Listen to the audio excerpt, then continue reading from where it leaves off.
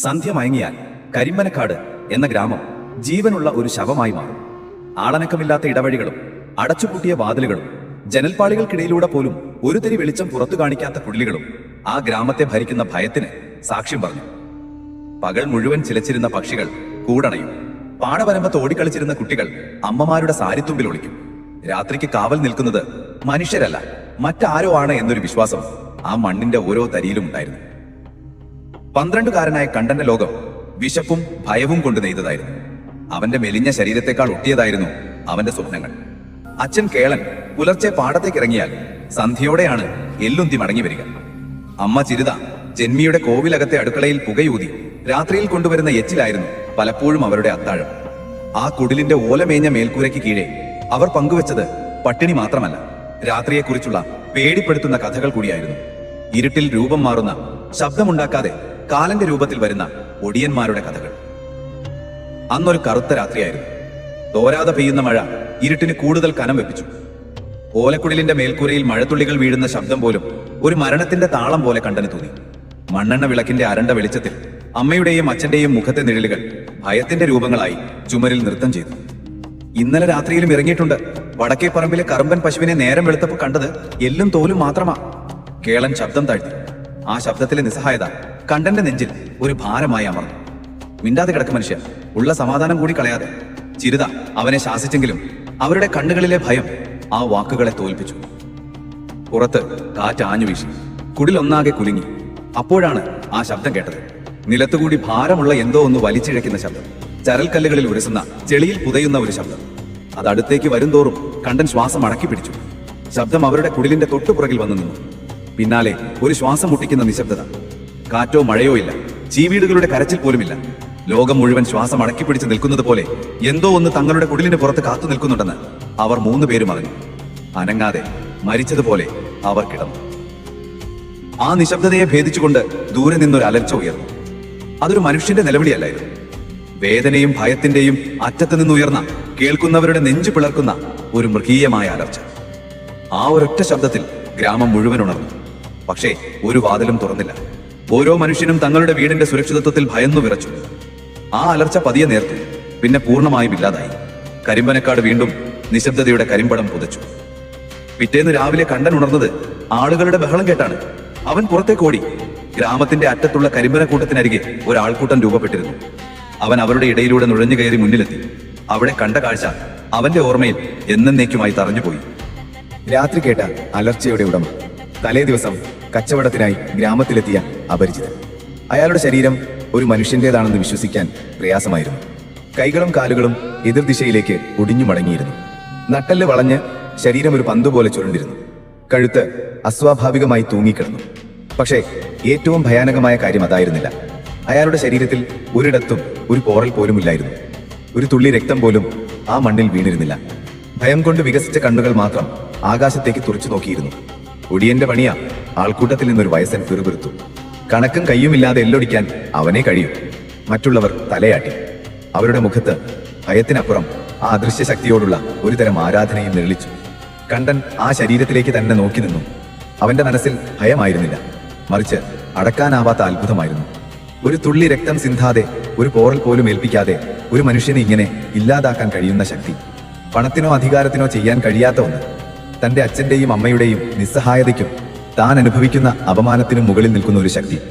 അന്നു രാത്രി അവൻ ഉറങ്ങിയില്ല. അവന്റെ കണ്ണുകളിൽ ഒടിഞ്ഞു മടങ്ങിയ ആ ശരീരവും കാതുകളിൽ ആ വയസ്സന്റെ വാക്കുകളും നിറഞ്ഞു നിന്നു. അവൻ വീണ്ടും വാതിലിന്റെ വിടവിലൂടെ പുറത്തെ ഇരുട്ടിലേക്ക് നോക്കി. ഇന്നലെ വരെ അവനെ ഭയപ്പെടുത്തിയ ആ ഇരുട്ടിന് ഇന്നൊരു പുതിയ അർത്ഥമുണ്ടായിരുന്നു. അതൊരു ഒളിത്താവളമായിരുന്നില്ല, അതൊരു സിംഹാസനമായിരുന്നു. ആ സിംഹാസനത്തിൽ ഇരിക്കുന്ന അദൃശ്യനായ രാജാവാകാൻ അവന്റെ മനസ്സ് ആദ്യമായി കൊതിച്ചു. ആ നിമിഷം ആ 12കാരന്റെ നിഷ്കളങ്കമായ ഹൃദയത്തിൽ രാത്രിയുടെ ഒരു മകൻ ജനിക്കുകയായിരുന്നു. ഒരു നിമിഷം, ഈ കഥയുടെ ആഴങ്ങളിലേക്ക് തിരികെ പോകും മുൻപ് 2 കാര്യങ്ങൾ ഞാൻ പങ്കുവെച്ചു കൊള്ളട്ടെ. നിങ്ങൾ എവിടെയിരുന്നാണ് ഈ ശബ്ദം കേൾക്കുന്നതെന്നറിയാൻ എനിക്കൊരു കൗതുകമുണ്ട്. ഒരുപക്ഷെ കേരളത്തിലെ ശാന്തമായ ഒരു രാത്രിയിലാവാം, അല്ലെങ്കിൽ തിരക്കിട്ട ഒരു പ്രവാസ ജീവിതത്തിനിടയിലെ ഒരു ഇടവേളയിലാവാം. നിങ്ങൾ എവിടെയാണെന്നും ഇപ്പോഴത്തെ സമയം എത്രയാണെന്നും ഒരു കമന്റായി രേഖപ്പെടുത്താമോ? നമ്മുടെ ഈ കഥകൾ എവിടെയൊക്കെയാണ് എത്തുന്നതെന്ന് അറിയാനുള്ള ഒരു ചെറിയ ആഗ്രഹം. ഇനി നമുക്ക് നമ്മുടെ കഥയിലേക്ക് മടങ്ങാം. ഒടിയന്റെ വരവ് ഗ്രാമത്തിൽ വിതച്ച ഭയം കുറച്ചു ദിവസങ്ങൾക്കുള്ളിൽ മാഞ്ഞു തുടങ്ങി. പക്ഷെ അത് പൂർണ്ണമായി ഇല്ലാതായില്ല. പകരം ആളുകളുടെ നിത്യജീവിതത്തിന്റെ ഭാഗമായി മാറി. രാത്രിയുടെ നിഗൂഢതകളെക്കുറിച്ച് ആളുകൾ കുറഞ്ഞ ശബ്ദത്തിൽ സംസാരിച്ചു. കുട്ടികളെ നേരത്തെ വീടുകളിലേക്ക് വിളിച്ചു കയറ്റി. എന്നാൽ പട്ടിണിക്ക് ഭയമുണ്ടായിരുന്നില്ല.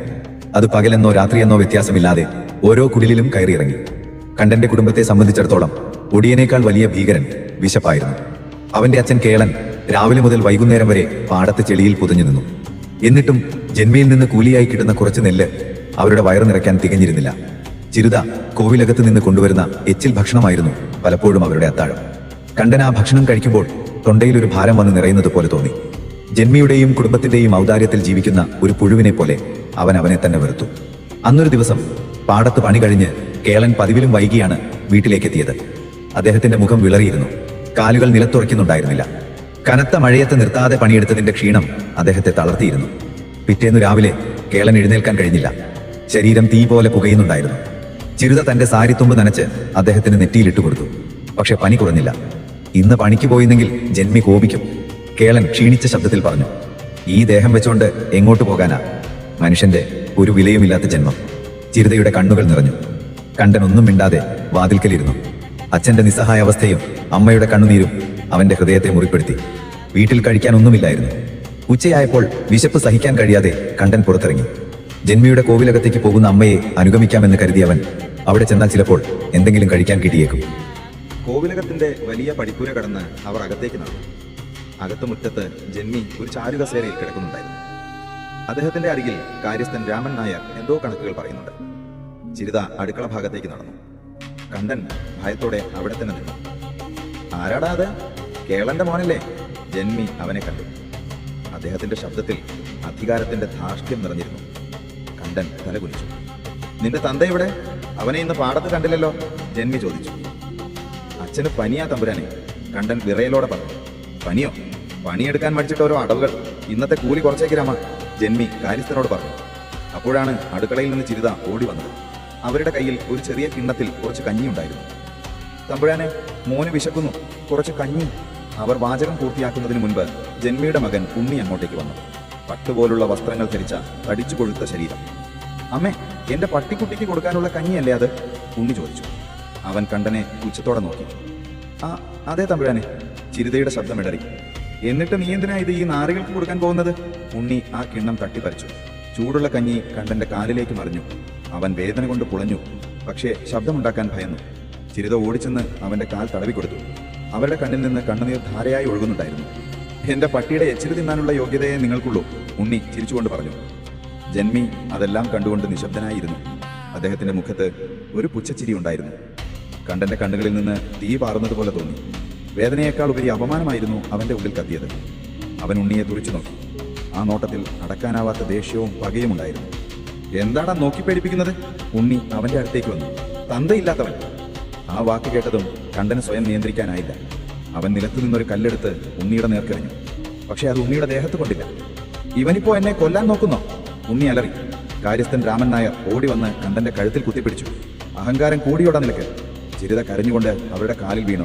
പൊറുക്കണം തമ്പുരാനെ, ചെറുക്കനല്ലേ, അറിവില്ലായ്മ കൊണ്ട്. ഇവന്റെ അഹങ്കാരം ഇന്നത്തോടെ തീർത്തു തരാം ഞാൻ. ജന്മി കസേരയിൽ നിന്ന് എഴുന്നേറ്റു. അദ്ദേഹം അടുത്തുള്ള ഒരു മരത്തിന്റെ ചില്ലയൊടിച്ച് കണ്ടന്റെ നേരെ വന്നു. വേണ്ട തമ്പുരാനെ, എന്റെ കുഞ്ഞിനെ ഒന്നും ചെയ്യല്ലേ, ചിരിത നിലവിളിച്ചു. പക്ഷേ ജന്മി അത് കേട്ടില്ല. അദ്ദേഹം ആ ചില്ല കൊണ്ട് കണ്ടനെ മറമറയം കടിക്കാൻ തുടങ്ങി. ഓരോ അടിയും അവന്റെ പുറത്ത് തീക്കനൽ വീഴുന്നത് പോലെ പതിച്ചു. അവൻ വേദന കൊണ്ട് നിലവിളിച്ചില്ല. പകരം അടികൊള്ളുമ്പോഴും അവൻ ജന്മിയെയും മകനെയും തുറിച്ചു നോക്കി. അവന്റെ കണ്ണുകളിലെത്തി അണഞ്ഞിരുന്നില്ല. ഓരോ അടിക്കും അതിന്റെ ശക്തി കൂടിക്കൂടി വന്നു. അടിയേറ്റ് തളർന്നു വീണ അവനെയും കൊണ്ട് ചിരിത കരഞ്ഞുകൊണ്ട് കുടിലിലേക്ക് മടങ്ങി. അവന്റെ പുറത്ത് ചുവന്ന പാടുകൾ തിണർത്തിരുന്നു. കേളൻ മകന്റെ അവസ്ഥ കണ്ട് നെഞ്ചു പൊട്ടിക്കരഞ്ഞു. ആ രാത്രി ആ കുടിലിൽ വിശപ്പിനേക്കാൾ വലിയ വേദന നിറഞ്ഞു നിന്നു. അപമാനത്തിന്റെ വേദന. പുറത്ത് വീണ്ടും മഴ പെയ്യാൻ തുടങ്ങി. കണ്ടൻ വേദന സഹിച്ചു കിടക്കുമ്പോൾ അവന്റെ മനസ്സിൽ ജന്മിയുടെയും മകന്റെയും ചിരിക്കുന്ന മുഖങ്ങളായിരുന്നു. അവരുടെ അധികാരത്തിനു മുന്നിൽ തന്റെ അച്ഛനും അമ്മയും നിസ്സഹായരായി നിൽക്കുന്ന കാഴ്ചയായിരുന്നു.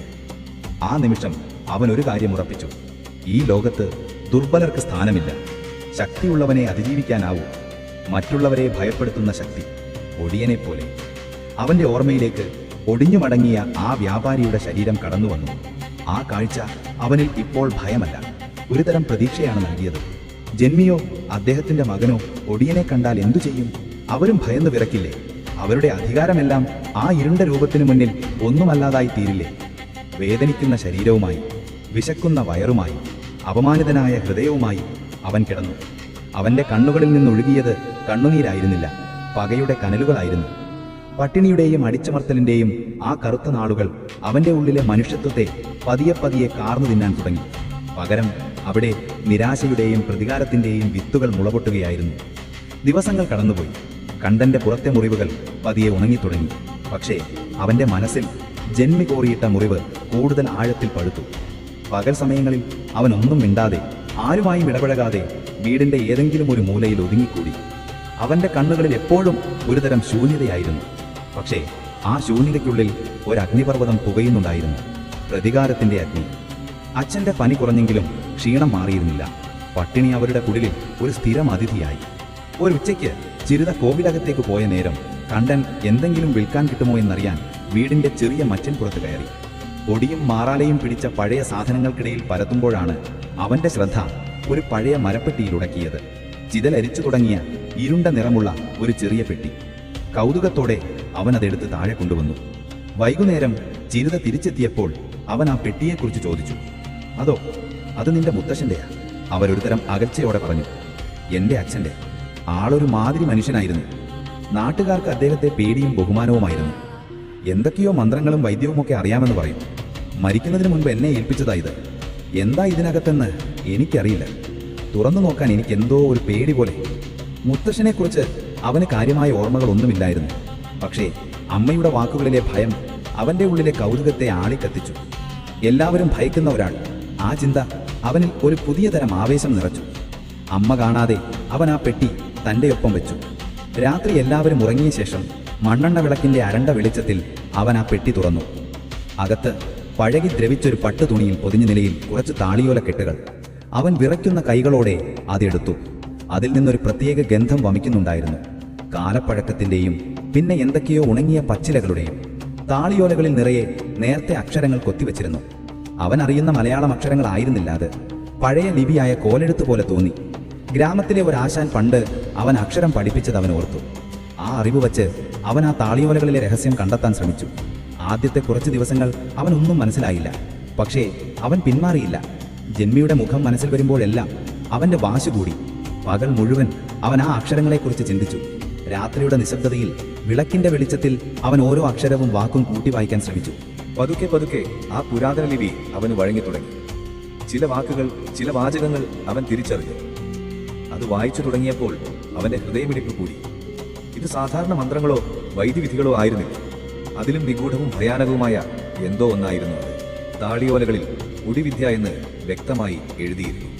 അതൊരു പുതിയ ലോകത്തേക്കുള്ള വാതിലായിരുന്നു, രൂപം മാറാനുള്ള വിദ്യ. പക്ഷേ കഥകളിൽ കേൾക്കുന്നത് പോലെ അക്ഷരാർത്ഥത്തിൽ ഒരു മൃഗമായി മാറുന്നതിനെക്കുറിച്ചായിരുന്നില്ല അതിൽ പറഞ്ഞിരുന്നത്. അതിലും സൂക്ഷ്മവും അപകടകരവുമായ ഒരു കലയായിരുന്നു അത്. മനുഷ്യന്റെ മനസ്സിനെ ഭ്രമിപ്പിച്ച് അവനെ ഭയത്തിന്റെ പടുകുഴിയിലേക്ക് തള്ളിവിടാനുള്ള കഴിവ്. ഒരു കാളയുടെയോ പോത്തിന്റെയോ രൂപം സങ്കല്പിച്ച് ആ സങ്കല്പത്തെ തന്റെ പ്രാണശക്തി കൊണ്ട് ബലപ്പെടുത്തി ഇരയുടെ കൺമുന്നിൽ ഒരു യാഥാർത്ഥ്യം പോലെ അവതരിപ്പിക്കുന്ന വിദ്യ. കാണുന്നവന്റെ മനസ്സിൽ അതൊരു യഥാർത്ഥ മൃഗമായിരിക്കും. അതിന്റെ ശക്തിയും ഭീകരതയും അവർ അനുഭവിക്കും. ആ താളിയോലകൾ ഒടിവിദ്യയുടെ ഓരോ ഘട്ടവും വിശദമായി വിവരിച്ചു. അതിനായി ശരീരത്തെയും മനസ്സിനെയും ഒരുക്കേണ്ടതെങ്ങനെയെന്ന് അതിൽ പറയുന്നുണ്ടായിരുന്നു. മാസങ്ങൾ നീളുന്ന കഠിനമായ പരിശീലനങ്ങൾ, മനസ്സിനെ ഒരു ബിന്ദുവിൽ കേന്ദ്രീകരിക്കാനുള്ള ധ്യാനമുറകൾ, ശരീരത്തെ ഭാരം കുറഞ്ഞതും വഴക്കമുള്ളതുമാക്കാനുള്ള വ്യായാമങ്ങൾ. അതിലൊരു താളിയോലയിൽ ഒട്ടുപുല്ല് എന്നൊരു സസ്യത്തെക്കുറിച്ച് പരാമർശിച്ചിരുന്നു. കരിമ്പനക്കാടുകളിലെ ഇരുണ്ട മൂലകളിൽ അമാവാസി നാളിൽ മാത്രം പൂക്കുന്ന ഒരു അത്ഭുത സസ്യം. അതിന്റെ നീര് ശരീരത്തിൽ പുരട്ടിയാൽ ഇരുട്ടിൽ ശരീരം കണ്ണുകൾക്ക് കാണാൻ കഴിയാത്ത വിധം മറയുമെന്നും ശരീരത്തിന് അസാധാരണമായ വഴക്കം ലഭിക്കുമെന്നും അതിൽ എഴുതിയിരുന്നു. മറ്റൊരു ഭാഗത്ത് കുഴിവാസം എന്ന ആചാരത്തെക്കുറിച്ച് വിവരിച്ചിരുന്നു. കുടിവിദ്യ പഠിക്കുന്നവൻ ലോകവുമായുള്ള എല്ലാ ബന്ധങ്ങളും ഉപേക്ഷിച്ച് ഒരു പ്രത്യേക അളവിൽ കുഴിച്ച കുഴിയിൽ 41 ദിവസം ഏകാന്തവാസം നയിക്കണം. ആ ദിവസങ്ങളിൽ ഭക്ഷണം ഉപേക്ഷിച്ച് മന്ത്രങ്ങൾ മാത്രം ഉരുവിട്ട് ഉള്ളിലെ മനുഷ്യനെ കൊന്ന് മൃഗത്തെ ഉണർത്തുന്ന ചടങ്ങ്. ആ വിവരണം വായിച്ചപ്പോൾ കണ്ടന്റെ ശരീരത്തിലൂടെ ഒരു വിറയൽ കടന്നുപോയി. ഓരോ താളിയോല മറിക്കുമ്പോഴും അവന്റെ കണ്ണുകൾ വിടർന്നു. ഭയമായിരുന്നില്ല, അടക്കാനാവാത്ത ആവേശമായിരുന്നു അവന്റെ ഉള്ളിൽ. ഇതാണ് ശക്തി, ഇതാണ് താൻ തേടിക്കൊണ്ടിരുന്നത്.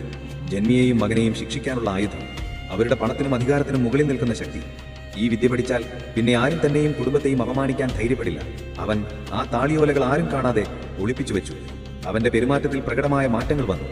അവൻ കൂടുതൽ നിശബ്ദനായി, ഗൗരവക്കാരനായി. അവന്റെ കണ്ണുകളിൽ എപ്പോഴും എന്തോ ആലോചനയിലാണ്ട ഭാവമായിരുന്നു. ചിരുത മകനിലെ മാറ്റങ്ങൾ ശ്രദ്ധിച്ചു. ജന്മിയുടെ കയ്യിൽ നിന്ന് കിട്ടിയ അടിയുടെ ആഘാതത്തിൽ നിന്ന് അവൻ ഇനിയും മോചിതനായിട്ടില്ലെന്ന് അവർ സമാധാനിച്ചു. പക്ഷേ അവന്റെ കണ്ണുകളിലെ തീക്ഷ്ണതയുടെ കാരണം അവർക്ക് മനസ്സിലായില്ല. ഒരു രാത്രി താളിയോലകൾ വായിച്ചുകൊണ്ടിരിക്കുമ്പോൾ അവനൊരു കാര്യം തിരിച്ചറിഞ്ഞു. ഈ വിദ്യ പുസ്തകത്തിൽ നിന്ന് മാത്രം പഠിക്കാൻ കഴിയില്ല. ഇതിനൊരു ഗുരുവിന്റെ സഹായം വേണം. വിദ്യയുടെ രഹസ്യങ്ങൾ പകർന്നു തരാൻ, തെറ്റുകൾ തിരുത്താൻ, ഓരോ ഘട്ടത്തിലും വഴികാട്ടിയാകാൻ ഒരാൾ. താളിയോലയുടെ അവസാന ഭാഗത്ത് അതിനെക്കുറിച്ച് സൂചിപ്പിച്ചിരുന്നു. ഗുരുവില്ലാത്ത വിദ്യ ശവത്തിന് തുല്യവും. ആ നിമിഷം കണ്ടനൊരു തീരുമാനമെടുത്തു. ഈ വിദ്യ അറിയുന്ന, ഇതിന്റെ ഗുരുവാകാൻ യോഗ്യനായ ഒരാളെ താൻ കണ്ടെത്തണം. എവിടെയാണെങ്കിലും ആരാണെങ്കിലും. മുത്തശ്ശന്റെ താളിയോലകൾ അവന് വഴികാട്ടിയിരിക്കുന്നു. ഇനി ആ വഴിയിലൂടെ സഞ്ചരിക്കുക എന്നതാണ് അവന്റെ ലക്ഷ്യം. അവന്റെ മനസ്സിൽ പ്രതികാരത്തിന്റെ ലക്ഷ്യം കൂടുതൽ വ്യക്തമായി. കരിമ്പനക്കാടിന്റെ രാത്രികളെ ഭരിക്കാൻ അവൻ തന്റെ യാത്രയ്ക്കുള്ള ആദ്യ ചുവടുവെപ്പിന് തയ്യാറെടുക്കുകയായിരുന്നു. ഗുരുവിനെ തേടിയുള്ള യാത്ര. ഗുരുവില്ലാത്ത വിദ്യ ശവത്തിന് തുല്യമെന്ന താളിയോലയിലെ വാക്യം കണ്ടന്റെ ഉറക്കം കെടുത്തി. താൻ കണ്ടെത്തിയ ഈ നിഗൂഢജ്ഞാനം ഒരു നിധി പോലെയായിരുന്നു. പക്ഷേ അത് തുറക്കാനുള്ള താക്കോൽ മറ്റൊരാളുടെ കയ്യിലായിരുന്നു. ആ താക്കോൽ കണ്ടെത്താതെ ഈ നിധിക്ക് ഒരു വിലയുമില്ലെന്ന് അവൻ തിരിച്ചറിഞ്ഞു. അവന്റെ ലോകം ചെറുതായിരുന്നു. കരിമ്പനക്കാട് ഗ്രാമവും അതിലെ കുറച്ച് മനുഷ്യരും. ഈ ചെറിയ ലോകത്തിനപ്പുറം ഒടിവിദ്യയുടെ മഹാസമുദ്രം അറിയുന്ന ഒരു ഗുരുവിനെ എങ്ങനെ കണ്ടെത്താനാണ്? അവൻ തന്റെ അന്വേഷണം വളരെ സൂക്ഷ്മമായാണ് ആരംഭിച്ചത്. ഗ്രാമത്തിലെ പ്രായം ചെന്നവർ സന്ധ്യാസമയങ്ങളിൽ അമ്പലമുറ്റത്തോ ആൽമരച്ചൂട്ടിലോ ഒത്തുകൂടാകുമായിരുന്നു. അവർ പഴയ കാലത്തെക്കുറിച്ചും കേട്ടുകേൾവിയില്ലാത്ത കഥകളെക്കുറിച്ചും സംസാരിക്കും. കണ്ടൻ ആരും അറിയാതെ ആ സംഭാഷണങ്ങൾക്ക് കാതോർത്തു. അവന്റെ പ്രായത്തിലുള്ള കുട്ടികൾ കളിച്ചു തിമിർക്കുമ്പോൾ അവൻ നിഴലുകൾക്കിടയിൽ ഒളിച്ചു നിന്ന് ആ പഴങ്കഥകളിൽ നിന്ന് എന്തെങ്കിലും സൂചന ലഭിക്കുമോ എന്ന് കാത്തിരുന്നു. അവൻ കേട്ട കഥകളിൽ കൂടുതലും പ്രേതങ്ങളെയും യക്ഷികളെയും കുറിച്ചായിരുന്നു. എന്നാൽ ചിലപ്പോഴൊക്കെ ആ സംഭാഷണങ്ങൾ കൂടുതൽ നിഗൂഢമായ വഴികളിലേക്ക് തിരിഞ്ഞു. മന്ത്രവാദം, കൂടോത്രം, പിന്നെ ഒടിവിദ്യ. ആ വാക്ക് കേൾക്കുമ്പോൾ തന്നെ സംസാരിക്കുന്നവരുടെ ശബ്ദം താഴും. അവർ ചുറ്റും നോക്കും. ആരും കേൾക്കുന്നില്ലെന്ന് ഉറപ്പുവരുത്തും. പണ്ടത്തെ കാലമല്ല. ഇപ്പോൾ ഒടിവെക്കാനും മറുപടി ചെയ്യാനും അറിയുന്നവരൊക്കെ കുറവാ. അതൊക്കെ ഒരു കലയായിരുന്നു. എല്ലാവർക്കും വഴങ്ങുന്ന ഒന്നല്ല. അങ്ങനെയല്ല കണാര, ഇപ്പോഴുമുണ്ട് അങ്ങനെയുള്ളവർ. പക്ഷെ അവരൊന്നും നാട്ടിലിറങ്ങി നടക്കില്ല. അവർ കാടും മലയും കയറി അവരുടെ ലോകത്ത് ജീവിക്കും. മറ്റൊരാൾ മറുപടി പറഞ്ഞു. കണ്ടന്റെ ഹൃദയം പെരുമ്പറ കൊട്ടാൻ തുടങ്ങി. അവൻ കൂടുതൽ ശ്രദ്ധിച്ചു. കാളിമലയിലെ മൂപ്പനെ പോലെ എന്ന് ആദ്യത്തെയാൾ ഒരു രഹസ്യം പോലെ പറഞ്ഞു. ആ പേര് അവിടെ ഒരു നിമിഷം തങ്ങി നിന്നു. ആ പേര് കേട്ടതും അവിടെ ഉണ്ടായിരുന്നവരുടെ മുഖത്ത് ഒരു ഭയം നിഴലിച്ചു. മിണ്ടരുത്, ആ പേര് വെറുതെ പറയരുത്. കാറ്റുപോലും അത് അയാളുടെ ചെവിയിൽ എത്തിക്കുമെന്നാണ് കേട്ടിട്ടുള്ളത്. മൂന്നാമതൊരാൾ മുന്നറിയിപ്പ് നൽകി. കണ്ടൻ ആ പേര് മനസ്സിൽ കുറിച്ചിട്ടു. കാളിമലയിലെ മൂപ്പൻ. അടുത്ത ദിവസങ്ങളിൽ അവൻ ആ പേരിനെക്കുറിച്ച് കൂടുതൽ വിവരങ്ങൾ ശേഖരിക്കാൻ ശ്രമിച്ചു. പക്ഷെ ആരും ആ വിഷയത്തെക്കുറിച്ച് സംസാരിക്കാൻ തയ്യാറായില്ല. കാളിമല എന്ന് കേൾക്കുമ്പോഴേ ആളുകൾ ഒഴിഞ്ഞു മാറി. അതൊരു ഭീകര സങ്കല്പമായി അവരുടെ എല്ലാം ഉള്ളിലുണ്ടായിരുന്നു. പക്ഷേ ഭയത്തിൽ നിന്ന് പോലും വിവരങ്ങൾ ചോർത്തിയെടുക്കാമെന്ന് കണ്ടൻ പഠിച്ചു. അവന്റെ അമ്മയുടെ പ്രായം ചെന്ന ഒരു അകന്ന ബന്ധു ഒരിക്കൽ അവരുടെ വീട്ടിൽ വന്നു. അവർ പഴയ കഥകളുടെ ഒരു ഭണ്ഡാരമായിരുന്നു. കണ്ടൻ തന്ത്രപൂർവ്വം ആ വിഷയത്തിലേക്ക് അവരുടെ ശ്രദ്ധ ക്ഷണിച്ചു. മുത്തശ്ശി, ഈ കാളിമല എവിടെയാ? അവൻ നിഷ്കളങ്കമായി ചോദിച്ചു. ആ ചോദ്യം കേട്ട് അവർ അവനെ തുറച്ചു നോക്കി. അതൊന്നും കുട്ടികൾ അറിയേണ്ട കാര്യമല്ല. ദുഷ്ടമൂർത്തികൾ വാഴുന്ന സ്ഥലമാണ് അത്. അങ്ങോട്ട് പോയവരാരും തിരിച്ചു വന്നിട്ടില്ല. അവിടെ ഒരു മൂപ്പനുണ്ടെന്ന് കേട്ടല്ലോ. അവൻ വീണ്ടും ചോദിച്ചു. ദൈവമേ, ഈ ചെറുക്കനിതെന്താ? ആ പേര് മിണ്ടരുത്. അയാൾ മനുഷ്യനല്ല, കാലനാ. 100 വയസ്സിന് മുകളിൽ പ്രായമുണ്ടെന്നാ കേൾവി. ഒടിവിദ്യയുടെ അവസാനത്തെ കണ്ണിയാണ് അയാൾ. അയാളുടെ അടുത്തേക്ക് വിദ്യ പഠിക്കാൻ പോയവർ പലരും ഭ്രാന്തന്മാരായി തിരിച്ചു വന്നിട്ടുണ്ട്. ചിലരെക്കുറിച്ച് പിന്നെ ഒരു വിവരവും കിട്ടിയിട്ടില്ല. അയാളുടെ പരീക്ഷണങ്ങൾ താങ്ങാനാവാതെ മരിച്ചുപോയെന്ന് ആളുകൾ പറയുന്നു. ഓരോ വാക്കും കണ്ടന്റെ ഉള്ളിലെ ഈയെ ആളിക്കത്തിക്കുകയായിരുന്നു. ഇയാൾ തന്നെ, താൻ തേടുന്ന ഗുരു. പരാജയപ്പെട്ടവരുടെ കഥകൾ അവനെ ഭയപ്പെടുത്തിയില്ല. മറിച്ച് ആ ഗുരുവിന്റെ കഴിവിനെക്കുറിച്ചുള്ള വിശ്വാസം വർദ്ധിപ്പിച്ചു. അത്രയും അപകടകരമായ ഒരു വിദ്യ പഠിപ്പിക്കുന്നയാൾ സാധാരണക്കാരനാവില്ലല്ലോ. അവൻ തീരുമാനമെടുത്തു. കാളിമലയിലേക്ക് പോകണം. ആ മൂപ്പനെ കണ്ടെത്തണം. പക്ഷെ എങ്ങനെ? കരിമ്പനക്കാട്ടിൽ നിന്ന് ഒരുപാട് ദൂരെയാണ് കാളിമല എന്ന് അവന് മനസ്സിലായി. ദിവസങ്ങൾ യാത്ര ചെയ്യണം. കാടും പുഴയും കടക്കണം. അച്ഛനോടും അമ്മയോടും പറഞ്ഞാൽ അവർ ഒരിക്കലും സമ്മതിക്കില്ല. അവരെ ഉപേക്ഷിച്ചു പോകുന്നതിനെ കുറിച്ച് ഓർത്തപ്പോൾ അവന്റെ മനസ്സിലൊരു വേദനയുണ്ടായി. വിശപ്പിലും ദാരിദ്ര്യത്തിലുമാണെങ്കിലും അവർ തനിക്ക് തണലായിരുന്നു. ഒരു രാത്രി അച്ഛനും അമ്മയും ഉറങ്ങിക്കിടക്കുന്നത് നോക്കി അവൻ കിടന്നു. വിളക്കിന്റെ മങ്ങിയ വെളിച്ചത്തിൽ അവരുടെ ക്ഷീണിച്ച മുഖങ്ങൾ കണ്ടപ്പോൾ അവന്റെ കണ്ണു നിറഞ്ഞു. താൻ അവരെ ചതിക്കുകയാണോ? പക്ഷേ മറുനിമിഷം ജന്മിയുടെയും മകന്റെയും ക്രൂരമായ ചിരി അവന്റെ മനസ്സിൽ തെളിഞ്ഞു. അമ്മയുടെ നിസ്സഹായമായ കരച്ചിൽ കാതുകളിൽ മുഴങ്ങി. തന്റെ പുറത്ത് ചൂരൽ പതിഞ്ഞ വേദന അവൻ വീണ്ടും അനുഭവിച്ചു. ഇല്ല, താൻ പോകണം. താൻ ശക്തനായി തിരിച്ചു വരും. അന്ന് ഈ കണ്ണുനീരിനെല്ലാം കണക്ക് ചോദിക്കും. തന്റെ കുടുംബത്തെ ആരും അപമാനിക്കാൻ ധൈര്യപ്പെടാത്തൊരു കാലം താൻ കൊണ്ടുവരും. അവന്റെ തീരുമാനമുറച്ചു. പിറ്റേന്ന് രാത്രി ലോകം ഉറങ്ങിക്കിടക്കുമ്പോൾ അവൻ എഴുന്നേറ്റു. അമ്മ ഉണരാതെ, ശബ്ദമുണ്ടാക്കാതെ അവൻ മുത്തശ്ശന്റെ താളിയോലക്കെട്ടുകൾ ഒരു തുണിയിൽ പൊതിഞ്ഞെടുത്തു. അരയിൽ തിരുകി. അവസാനമായി അവൻ തന്റെ മാതാപിതാക്കളെ നോക്കി മനസ്സുകൊണ്ട് യാത്ര പറഞ്ഞു. പിന്നെ ആ കുടിലിന്റെ വാതിൽ മെല്ലെ തുറന്ന് പുറത്തിറങ്ങി. രാത്രിയുടെ തണുപ്പ് അവനെ പൊതിഞ്ഞു. ദൂരെ എവിടെയോ ഒരു കൂമൻ മൂടുന്നുണ്ടായിരുന്നു. ഇന്നുവരെ അവനെ ഭയപ്പെടുത്തിയ ആ ശബ്ദം ഇന്ന് അവനൊരു യാത്രയപ്പ് പോലെ തോന്നി. അവൻ തിരിഞ്ഞു നോക്കിയില്ല. ഓരോ ചുവടും അവനെ അവന്റെ ഭൂതകാലത്തിൽ നിന്ന് അകറ്റിക്കൊണ്ടിരുന്നു. അധികാരത്തോടുള്ള അടങ്ങാത്ത മോഹം അവനെ മുന്നോട്ട് നയിച്ചു. അവന്റെ കാലുകൾക്ക് ഒരു പുതിയ വേഗത കൈവന്നതുപോലെ. അവന്റെ യാത്രയുടെ ആദ്യത്തെ പരീക്ഷണമായിരുന്നു വിശപ്പ്. കയ്യിൽ ഒന്നുമില്ലായിരുന്നു. വഴിയരികിലെ ക്ഷേത്രങ്ങളിൽ നിന്നും സത്രങ്ങളിൽ നിന്നും കിട്ടുന്ന പൊതയാഞ്ഞം കൊണ്ട് അവൻ വിശപ്പടക്കി. ചിലപ്പോൾ ദിവസങ്ങളോളം പട്ടിണി കിടന്നു. അപരിചിതമായ വഴികൾ, അപരിചിതമായ മുഖങ്ങൾ. രാത്രിയിൽ അവൻ ഉപേക്ഷിക്കപ്പെട്ട മണ്ഡപങ്ങളിലും മരച്ചുവട്ടിലുമായിരുന്നു ഉറങ്ങിയത്. പലപ്പോഴും ഭയം തോന്നി. വീട്ടിലേക്ക് തിരികെ പോകാൻ ആഗ്രഹിച്ചു. പക്ഷേ അപ്പോഴെല്ലാം അവന്റെ മനസ്സിൽ ജന്മിയുടെ മുഖം തെളിഞ്ഞു. ആ ഓർമ്മ അവനൊരു ലഹരിയായിരുന്നു, മുന്നോട്ട് പോകാനുള്ള ഇന്ധനം. ദിവസങ്ങളുടെ അലച്ചിലിനൊടുവിൽ ഒരു സന്ധ്യയ്ക്ക് അവൻ ദൂരെ കറുത്ത മേഘങ്ങൾ പോലെ ആകാശത്തേക്ക് തല ഉയർത്തി നിൽക്കുന്ന ഒരു മലനിര കണ്ടു. വഴിയരികിലെ ഒരു കടയിൽ നിന്ന് അവൻ ചോദിച്ചുറപ്പിച്ചു, അതാണ് കാളിമല.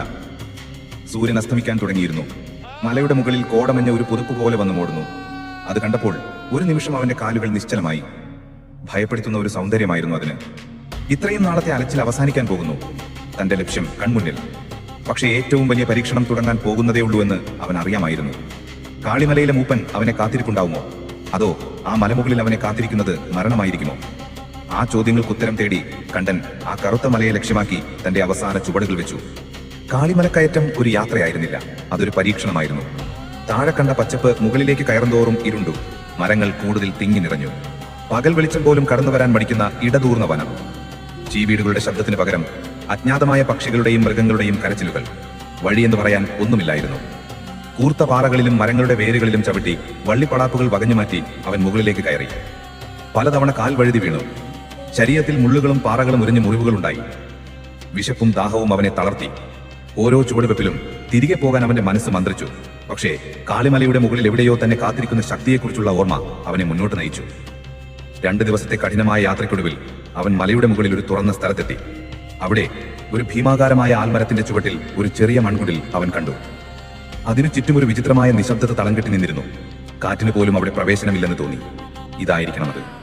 ഭയവും പ്രതീക്ഷയും കലർന്ന ഒരു വികാരത്തോടെ അവൻ ആ കുടിലിനടുത്തേക്ക് നടന്നു. കുടിലിന്റെ വാതിൽക്കൽ ഒരു വൃദ്ധൻ ഇരിപ്പുണ്ടായിരുന്നു. കാഴ്ചയിൽ 100 വയസ്സിന് മുകളിൽ പ്രായം തോന്നും. നിലത്തിഴയുന്ന ജട പിടിച്ച മുടിയും താടിയും. ചുക്കിച്ചുളിഞ്ഞ തൊലിയാണെങ്കിലും ആ ശരീരത്തിന് ഒരു പ്രത്യേക ദൃഢതയുണ്ടായിരുന്നു. പക്ഷേ കണ്ടനെ പിടിച്ചു നിർത്തിയത് ആ കണ്ണുകളായിരുന്നു.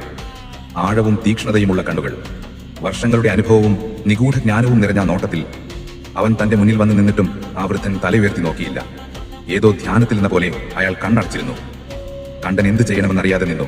അവസാനം അവൻ ധൈര്യം സംഭരിച്ച് ശബ്ദം താഴ്ത്തി പറഞ്ഞു, മൂപ്പൻ. ആ വൃദ്ധൻ മെല്ലെ കണ്ണു തുറന്നു. ആ നോട്ടം ഒരു മൂർച്ചയേറിയ കത്തി പോലെ കണ്ടന്റെ ഉള്ളിലേക്ക് തുളച്ചു കയറി. അവന്റെ ശരീരവും ഓരോ അണുവും ആ നോട്ടത്തിൽ വിറച്ചുപോയി. എന്തിനു വന്നു? ഗാംഭീര്യമുള്ള പരുക്കൻ ശബ്ദത്തിൽ അയാൾ ചോദിച്ചു. എനിക്ക് വിദ്യ പഠിക്കണം, കണ്ടൻ വിറയിലൂടെ പറഞ്ഞു. അയാൾ പുച്ഛത്തോടെ ചിരിച്ചു. ആ ചിരിയിൽ ഒരു മല ഇടിഞ്ഞു വീഴുന്നതിന്റെ മുഴക്കമുണ്ടായിരുന്നു. വിദ്യയോ? ഏത് വിദ്യ? എന്നെ തേടി വരുന്നവർക്കെല്ലാം ഒരേ മോഹമാണ്, അധികാരം. മറ്റുള്ളവരെ ഭയപ്പെടുത്തി ഭരിക്കാനുള്ള മോഹം. നിന്റെ കണ്ണുകളിലും ഞാനത് കാണുന്നുണ്ട്. പക്ഷേ അതിനുള്ള അർഭം നിനക്കുണ്ടോ? ഉണ്ട്, കണ്ടൻ ഉറച്ച ശബ്ദത്തിൽ പറഞ്ഞു. ആ നിമിഷം അവന്റെ ഭയമെല്ലാം അപ്രത്യക്ഷമായി. പകരം അടങ്ങാത്ത വാശി അവന്റെ സിരകളിൽ ഒഴുകി. നിന്നെപ്പോലെ 100 പേർ വന്നിട്ടുണ്ട് എന്റെ അടുത്ത്. മൂപ്പൻ എഴുന്നേറ്റു. കണ്ടനേക്കാൾ തലയെടുപ്പുണ്ടായിരുന്നു അയാൾക്ക്. അധികാരമോഹം തലയ്ക്ക് പിടിച്ച വിഡ്ഢികൾ. എന്റെ പരീക്ഷണങ്ങളുടെ ആദ്യ പടിയിൽ തന്നെ കാലിടറി വീണവർ. ചിലർ ഭ്രാന്തന്മാരായി മലയിറങ്ങിപ്പോയി. മറ്റു ചിലർ ഈ മലയിലെ മണ്ണിൽ അലിഞ്ഞു ചേർന്നു. നിനക്കും അതാണോ വിധി? അല്ല, കണ്ടന്റെ ശബ്ദം കെടുത്തു. ഞാൻ അവരെ പോലെയല്ല. എനിക്ക് നഷ്ടപ്പെടാൻ ഒന്നുമില്ല, പക്ഷെ നേടിയെടുക്കാൻ ഒരുപാടുണ്ട്. അവൻ അരയിൽ ഒളിപ്പിച്ചു വെച്ച താളിയോലക്കെട്ടുകൾ പുറത്തെടുത്ത് അദ്ദേഹത്തിന് നേരെ നീട്ടി. ഇതെന്റെ മുത്തശ്ശന്റേതാണ്. ഈ വിദ്യ എന്റെ രക്തത്തിലുള്ളതാണ്. മൂപ്പൻ ആ താളിയോലകളിലേക്ക് നോക്കി. ഒരു നിമിഷം അദ്ദേഹത്തിന്റെ മുഖഭാവം മാറി. അദ്ദേഹം അത് വാങ്ങി മറിച്ചു നോക്കി. കേശവന്റെ കൊച്ചുമകനാണല്ലേ നീ? അവന്റെ കണ്ണുകളിലും ഇതേ തീ ഞാൻ കണ്ടിട്ടുണ്ട്. പക്ഷെ അവൻ പാതി വഴിയിൽ ഉപേക്ഷിച്ചു പോയി. കുടുംബവും സ്നേഹവും അവനെ ദുർബലനാക്കി. അദ്ദേഹം താളിയോലകൾ തിരികെ നൽകി. ഈ വിദ്യ പഠിക്കാൻ നിനക്ക് യോഗ്യതയുണ്ടോ എന്ന് ഞാൻ തീരുമാനിക്കും. ഇത് വെറുമൊരു മന്ത്രമോ തന്ത്രമോ അല്ല. ഇത് നിന്റെ ആത്മാവിനെ ചെകുത്താന് വിൽക്കുന്നതിന് തുല്യമാണ്. ഈ വഴിയിൽ പ്രവേശിച്ചാൽ പിന്നെ മടക്കയാത്രയില്ല. ഒന്നുകിൽ നീ ഈ വിദ്യയുടെ ഉടമയാകും, അല്ലെങ്കിൽ ഈ വിദ്യ നിന്നെ വിഴുങ്ങും. തയ്യാറാണോ? തയ്യാറാണ്, കണ്ടൻ ഒരു മടിയും കൂടാതെ പറഞ്ഞു. മൂപ്പൻ അവനെ അടിമുടി നോക്കി. അവന്റെ കണ്ണുകളിലെ അണയാത്ത പകയും നിശ്ചയദാർഢ്യവും അദ്ദേഹം തിരിച്ചറിഞ്ഞു. എങ്കിൽ നിന്റെ പഴയ ജീവിതം ഇവിടെ അവസാനിക്കുന്നു. നിന്റെ പേര്, കുടുംബം, ഓർമ്മകൾ എല്ലാം ഈ നിമിഷം ഉപേക്ഷിക്കുക. ഇനി നീ എന്റെ ശിഷ്യൻ മാത്രം. അന്നു തന്നെ കണ്ടന്റെ പരിശീലനം ആരംഭിച്ചു. അതവൻ സങ്കല്പിച്ചതിലും കഠിനമായിരുന്നു. ആദ്യത്തെ പാഠം ശരീരത്തെ മെരുക്കുക എന്നതായിരുന്നു. ഒടിയന്റെ ശരീരം എല്ലുകളില്ലാത്തതുപോലെ വഴക്കമുള്ളതായിരിക്കണം. മൂപ്പൻ അവനെക്കൊണ്ട് മനുഷ്യസാധ്യമല്ലാത്ത വ്യായാമങ്ങൾ ചെയ്യിപ്പിച്ചു. ശരീരത്തെ ഒരു റബ്ബർ പന്ത് പോലെ വളച്ചൊടിക്കാനും മണിക്കൂറുകളോളം ശ്വാസമടക്കി പിടിച്ച് ഒറ്റക്കാലിൽ നിൽക്കാനും കുന്നിൻ ചെരുവുകളിലൂടെ ഒരു മൃഗത്തെ പോലെ 4 കാലിൽ ഓടിക്കയറാനും അയാൾ അവനെ നിർബന്ധിച്ചു. ഓരോ ദിവസവും നരകതുല്യമായ വേദനയായിരുന്നു. അവന്റെ ശരീരത്തിലെ ഓരോ സന്ധിയും പേശിയും വിട്ടുപോകുമെന്ന് തോന്നി. പലപ്പോഴും അവൻ തളർന്നു വീണു. പക്ഷെ ഓരോ തവണ വീഴുമ്പോഴും മൂപ്പന്റെ ശകാരം ചാട്ടവാറു പോലെ അവന്റെ മേൽ പതിക്കും. എഴുന്നേൽക്ക്, വേദന നിന്റെ ശരീരത്തിന്റെ ഭാഷയാണ്. അതിനെ ഭയക്കുന്നവന് ഒടിയനാകാൻ കഴിയില്ല. വേദനയെ ലഹരിയാക്കാൻ പഠിക്കാം. ശാരീരിക പരിശീലനത്തോടൊപ്പം മാനസികമായ തയ്യാറെടുപ്പുകളും തുടങ്ങി. ഇരുട്ടു നിറഞ്ഞ ഗുഹകളിൽ ദിവസങ്ങളോളം ധ്യാനത്തിലിരിക്കണം. മനസ്സിനെ ശൂന്യമാക്കണം. ഭയം, സ്നേഹം, ദയ തുടങ്ങിയ എല്ലാ വികാരങ്ങളെയും മനസ്സിൽ നിന്ന് പിഴുതെറിയണം. ഒടിയന് വികാരങ്ങളില്ല. അവന് ലക്ഷ്യം മാത്രമേ ഉള്ളൂ, ഇരയെ വീഴ്ത്തുക എന്ന ഒരേ ഒരു ലക്ഷ്യം. രാത്രികളിൽ മൂപ്പൻ അവനെയും കൂട്ടി കാട്ടിലേക്ക് പോകും. മൃഗങ്ങളുടെ ശബ്ദങ്ങൾ കേട്ട് അത് ഏത് മൃഗമാണെന്ന് തിരിച്ചറിയാൻ പഠിപ്പിക്കും. അവയുടെ ചലനങ്ങൾ നിരീക്ഷിക്കാൻ പറയും. ഒരു പൂച്ച എങ്ങനെയാണ് ശബ്ദമുണ്ടാക്കാതെ നടക്കുന്നത്, ഒരു കാട്ടുപോത്ത് എങ്ങനെയാണ് അതിന്റെ തമാം ശക്തിയും ഉപയോഗിച്ച് ആക്രമിക്കുന്നത് എന്നെല്ലാം അവനെ പഠിപ്പിച്ചു. കണ്ടൻ ഒരു സ്പോഞ്ച് പോലെ എല്ലാം ഒപ്പിയെടുത്തു. വേദന അവന്റെ ലഹരിയായി മാറി. ഓരോ വേദനയും ജന്മിയുടെയും മകന്റെയും മുഖം അവനെ ഓർമ്മിപ്പിച്ചു. ആ ഓർമ്മ അവന്റെ ഉള്ളിലെ പ്രതികാരത്തിന് തീ കൂട്ടി. അവന്റെ ശരീരം പതിയെ മാറാൻ തുടങ്ങി. മെലിഞ്ഞുണങ്ങിയ ആ ശരീരം ഉരുക്കുപോലെ ഉറച്ചതായി. അവന്റെ കണ്ണുകളിലെ ബാല്യത്തിന്റെ നിഷ്കളങ്കത പൂർണ്ണമായും മാഞ്ഞു. പകരം ഒരു വേട്ടക്കാരന്റെ ക്രൂരമായ തിളക്കം ആ കണ്ണുകളിൽ നിറഞ്ഞു. മൂപ്പൻ ഒരു നിഴൽ പോലെ അവനെ വീക്ഷിച്ചുകൊണ്ടിരുന്നു. ആ പരുക്കൻ മുഖത്ത് ഒരുപക്ഷെ ആദ്യമായി ഒരു നേരത്തെ സംതൃപ്തിയുടെ നിഴൽ വീണിരിക്കാം. തനിക്ക് പറ്റിയ ഒരു ശിഷ്യനെ വർഷങ്ങൾക്ക് ശേഷം കിട്ടിയിരിക്കുന്നു എന്ന സംതൃപ്തി. മാസങ്ങൾ പക്ഷികളെ പോലെ പറന്നുപോയി. കാളിമലയുടെ കഠിനമായ കാലാവസ്ഥയും മൂപ്പന്റെ നിർദ്ദയമായ പരിശീലനവും കണ്ടനെ പുതിയൊരു മനുഷ്യനാക്കി മാറ്റിയിരുന്നു. അല്ല, മനുഷ്യനെന്ന വാക്ക് അവനിപ്പോൾ ചേരില്ലായിരുന്നു. അവന്റെ ശരീരം ഒരു വില്ലുപോലെ വഴക്കമുള്ളതും ഉരുക്കുപോലെ ഉറച്ചതുമായി. അവന്റെ കണ്ണുകൾക്ക് ഇരുട്ടിൽ കാണാൻ ഒരു പ്രത്യേക കഴിവ് കൈവന്നതുപോലെ തോന്നി. മനസ്സ് ഒരു കരിങ്കല്ല് പോലെയായിരുന്നു. വികാരങ്ങളുടെ തിരയൊടുങ്ങിയ ശാന്തമായ എന്നാൽ ഉറച്ച ഒന്ന്. അവൻ വേദനയെ സ്നേഹിക്കാൻ പഠിച്ചു, ഭയത്തെ പുച്ഛിക്കാൻ പഠിച്ചു. ഒരു കറുത്തവാവ് രാത്രിയിൽ പരിശീലനമെല്ലാം കഴിഞ്ഞ് അവർ കുടിലിന് പുറത്തിരിക്കുകയായിരുന്നു. ചുറ്റും കനത്ത ഇരുട്ട്. കാടിന്റെ ശബ്ദങ്ങൾ പോലും നേർത്തിരുന്നു. മൂപ്പൻ ദൂരെ ഇരുട്ടിലേക്ക് നോക്കിയിരുന്നു. കുറെ നേരത്തെ നിശബ്ദതയ്ക്ക് ശേഷം അദ്ദേഹം സംസാരിച്ചു. നിന്റെ ശരീരം ഒരുങ്ങി, മനസ്സും. പക്ഷേ വിദ്യ പൂർണ്ണമാകണമെങ്കിൽ പ്രകൃതിയുടെ ഒരു രഹസ്യം കൂടി നീ അറിയണം. നിന്റെ മുത്തച്ഛന്റെ താളിയോലയിൽ അതിനെക്കുറിച്ച് പറഞ്ഞിട്ടുണ്ടാകും. കണ്ടൻ ആകാംക്ഷയോടെ അദ്ദേഹത്തെ നോക്കി. ഓട്ടുപുല്ല്. മൂപ്പൻ ആ വാക്കുച്ചരിച്ചപ്പോൾ അന്തരീക്ഷത്തിൽ ഒരു നിഗൂഢത തങ്ങി നിന്നു. അതൊരു പുല്ലല്ല, ഒരു ശാപമാണ്, അല്ലെങ്കിൽ ഒരു അനുഗ്രഹം. ഇരുട്ടിൽ മറഞ്ഞിരിക്കാൻ ആഗ്രഹിക്കുന്നവർക്ക് പ്രകൃതി നൽകുന്ന സമ്മാനം. അതിന്റെ നീര് ദേഹത്ത് പുരട്ടിയാൽ നിന്റെ ശരീരം ഇരുട്ടിൽ അലിഞ്ഞു ചേരും. നിഴലുകൾ പോലും നിന്നെ ഒറ്റിക്കൊടുക്കില്ല. നിന്റെ എല്ലുകൾക്ക് റബ്ബറിന്റെ വഴക്കം നൽകും. ഒടിയന് വേണ്ട ഏറ്റവും വലിയ കഴിവ് അതാണ്, അദൃശ്യനായി ഇരയുടെ അടുത്തെത്താനുള്ള കഴിവ്. കണ്ടന്റെ കണ്ണുകൾ വിടർന്നു. അവൻ താളിയോലയിൽ വായിച്ചറിഞ്ഞ ആ അത്ഭുത സസ്യം അതെവിടെ കിട്ടും? അവൻ ചോദിച്ചു. മൂപ്പൻ മലയുടെ ഏറ്റവും ഇരുണ്ട ഭാഗത്തേക്ക് വിരൽ ചൂണ്ടി. അവിടെ കാടിന്റെ ഹൃദയഭാഗത്ത് കരിനാഗം ചോല എന്നറിയപ്പെടുന്ന ചതുപ്പുനിലം. സൂര്യരശ്മി ഒരിക്കലും വീഴാത്ത സ്ഥലം. വിഷപ്പാമ്പുകളും ദുരാത്മാക്കളും വാഴുന്ന ഇടം. അവിടെ കറുത്തവാവിന്റെ അർദ്ധരാത്രിയിൽ മാത്രം പൂക്കുന്ന ഒരു ചെടിയുണ്ട്. അതിന്റെ പൂക്കൾക്ക് മങ്ങിയ നീല നിറത്തിലുള്ള ഒരു പ്രകാശമുണ്ടാകും. അതാണ് ഓട്ടുപുല്ല്. അദ്ദേഹം കണ്ടന്റെ കണ്ണുകളിലേക്ക് നേരിട്ട് നോക്കി. നീ ഒറ്റയ്ക്ക് പോകണം. ഇത് നിന്റെ അടുത്ത പരീക്ഷണമാണ്. ഞാൻ പഠിപ്പിച്ചതൊന്നും അവിടെ നിനക്ക് തുണയാവില്ല. നിന്റെ ധൈര്യവും നിന്റെ ഉള്ളിലെ മൃഗവും മാത്രമേ അവിടെ നിന്നെ രക്ഷിക്കൂ. ഒന്നുകിൽ നീ ആ പുല്ലുമായി തിരികെ വരൂ, അല്ലെങ്കിൽ ആ ചതുപ്പിൽ മറ്റൊരാത്മാവായി നീയും അലിഞ്ഞു ചെയ്യും. പോ. അതൊരാജ്ഞയായിരുന്നു. കണ്ടൻ രണ്ടാമതൊന്നും ആലോചിച്ചില്ല. അവൻ എഴുന്നേറ്റു. കയ്യിൽ ആയുധങ്ങളൊന്നുമില്ല. അവന്റെ ശരീരവും മനസ്സുമായിരുന്നു അവന്റെ ആയുധങ്ങൾ. അവൻ ആ കറുത്ത മലയുടെ ഹൃദയഭാഗത്തേക്ക് നടന്നു. മൂപ്പൻ പറഞ്ഞതുപോലെ അങ്ങോട്ടുള്ള വഴി കൂടുതൽ ദുർഘടമായിരുന്നു. കാല് വെച്ചാൽ താഴ്ന്നു പോകുന്ന ചതുപ്പ് നിലങ്ങൾ, കഴുത്തിൽ ചുറ്റാൻ തക്കം പാർത്തിരിക്കുന്നത് പോലെ തൂങ്ങിക്കിടക്കുന്ന വള്ളികൾ. ഇരുട്ടിന് പതിവിലും കനം വെച്ചിരുന്നു. സ്വന്തം കൈ പോലും കാണാൻ കഴിയാത്തത്ര കനത്ത അന്ധകാരം. അവൻ കണ്ണുകൾ അടച്ച് കാതുകൾ കൂർപ്പിച്ചു. മൂപ്പൻ പഠിപ്പിച്ച പാഠങ്ങൾ അവൻ ഓർത്തു. ഓരോ ശബ്ദവും അവൻ തിരിച്ചറിഞ്ഞു. ഇലയനക്കങ്ങൾ, പ്രാണികളുടെ ചിറകടി ശബ്ദം, ദൂരെ ഓടുന്ന ഏതോ മൃഗത്തിന്റെ കാലൊച്ച. അവൻ ഒരു നിഴല് പോലെ മുന്നോട്ട് നീങ്ങി. ശ്വാസം പോലും ശബ്ദമുണ്ടാക്കാതെ അടക്കിപ്പിടിച്ച് ഓരോ ചുവടും അളന്നു മുറിച്ചു. ചതുപ്പുനിലം അടുത്തെത്തിയെന്ന് അവിടുത്തെ വല്ലാത്തൊരു ഗന്ധം അവനെ അറിയിച്ചു. അഴുകിയ ഇലകളുടെയും കെട്ടിക്കിടക്കുന്ന വെള്ളത്തിന്റെയും ഗന്ധം. അവിടെ എത്തിയപ്പോൾ അവനൊരു നിമിഷം നിന്നു. അന്തരീക്ഷത്തിൽ വല്ലാത്തൊരു ഭാരം. ആരോ തന്നെ നിരീക്ഷിക്കുന്നുണ്ടെന്ന തോന്നൽ അവനെ വേട്ടയാടി. അവന്റെ ധൈര്യത്തെ പരീക്ഷിക്കുന്നതുപോലെ പല ശബ്ദങ്ങളും അവൻ കേട്ടു. സ്ത്രീകളുടെ നേരത്തെ കരച്ചിൽ, കുട്ടികളുടെ ചിരി, പിന്നെ പെട്ടെന്ന് നിലവിളികൾ. ഇതെല്ലാം തന്റെ മനസ്സിന്റെ തോന്നലുകളാണെന്ന് അവൻ സ്വയം പറഞ്ഞു. ഭയത്തെ കീഴടക്കാതെ ഒട്ടുപുല്ല് കണ്ടെത്താനാവില്ല. അവൻ മുന്നോട്ട് നടന്നു. അവന്റെ കാലുകൾ ചെളിയിൽ ആഴ്ന്നുപോയി. ഓരോ ചുവടും ഒരു സമരമായിരുന്നു. പെട്ടെന്ന് അവന്റെ തൊട്ടു മുന്നിലൂടെ എന്തോ ഒന്ന് ചീട്ടിക്കൊണ്ട് പാഞ്ഞുപോയി. ഒരു നിമിഷാർത്ഥം കൊണ്ട് അവൻ പിന്നോട്ട് ചാടി. ഒരു കരിമൂർഖൻ. അതിന്റെ കണ്ണുകൾ ഇരുട്ടിൽ രണ്ട് തീക്കനൽ പോലെ തിളങ്ങി. ഒരു നിമിഷം പാളിയെങ്കിൽ അതിന്റെ വിഷപ്പല്ലുകൾ തന്റെ ശരീരത്തിൽ ആഴ്ന്നുപോയേനെ. അവൻ അനങ്ങാതെ നിന്നു. ശ്വാസമെടുപ്പ് നിയന്ത്രിച്ചു. തന്റെ ശരീരത്തിൽ നിന്ന് ഭയത്തിന്റെ ഗന്ധം പുറത്തു വരാതിരിക്കാൻ അവൻ ശ്രദ്ധിച്ചു. കുറച്ചുനേരം അവനെ തുറിച്ചു നോക്കിയ ശേഷം ആ പാമ്പ് പതിയെ ഇരുട്ടിലേക്ക് എഴിഞ്ഞുപോയി. കണ്ടൻ യാത്ര തുടർന്നു. അവന്റെ ഇന്ദ്രിയങ്ങൾ പരമാവധി ഉണർന്നിരുന്നു. ഒടുവിൽ ആ ചതുപ്പിന്റെ നടുവിലായി അവൻ ആ കാഴ്ച കണ്ടു. ദ്രവിച്ചു തുടങ്ങിയ ഒരു കൂറ്റൻ മരത്തിന്റെ ചുവട്ടിൽ വെള്ളത്തിനടിയിൽ നിന്ന് മുകളിലേക്ക് ഉയർന്നു നിൽക്കുന്ന കുറച്ച് ചെടികൾ. അവയുടെ അറ്റത്ത് ചെറിയ പൂക്കൾ വിരിഞ്ഞു നിൽക്കുന്നു. ആ പൂക്കളിൽ നിന്ന് നേർത്ത ഭയപ്പെടുത്തുന്ന ഒരു നീല വെളിച്ചം പ്രസരിക്കുന്നുണ്ടായിരുന്നു. ഒറ്റുപുല്ല്. അവന്റെ ഹൃദയം ഒരു നിമിഷം നിന്നുപോയി. ഐതിഹ്യങ്ങളിൽ മാത്രം കേട്ടിട്ടുള്ള ആ അത്ഭുതം കൺമുന്നിൽ. അവൻ പതിയെ വെള്ളത്തിലേക്ക് ഇറങ്ങി. അരയറ്റം വെള്ളമുണ്ടായിരുന്നു. അവൻ ആ ചെടികൾക്കടുത്തേക്ക് നീങ്ങി. ആ വെളിച്ചത്തിന് ഒരു വല്ലാത്ത ആകർഷണം ഉണ്ടായിരുന്നു. അവൻ ആ പൂക്കളിൽ ഒരെണ്ണം പറിച്ചെടുക്കാൻ കൈനീട്ടി. അപ്പോൾ വെള്ളത്തിനടിയിൽ നിന്ന് എന്തോ ഒന്ന് അവന്റെ കാലിൽ പിടിച്ചു. ഒരു തണുത്ത വഴുവഴുപ്പുള്ള പിടുത്തം. അവൻ ഞെട്ടി. അതൊരു മനുഷ്യന്റെ കൈ പോലെ തോന്നി. പക്ഷെ അതിന് അസാധാരണമായ ശക്തി ഉണ്ടായിരുന്നു. അത് അവനെ വെള്ളത്തിനടിയിലേക്ക് വലിച്ചു. അവൻ സർവ്വശക്തിയും എടുത്ത് കുതറി. പക്ഷേ ആ പിടി മുറുകുകയേ ചെയ്തുള്ളൂ. അവന്റെ പരിശീലനം അവിടെ ഉപകരിച്ചു.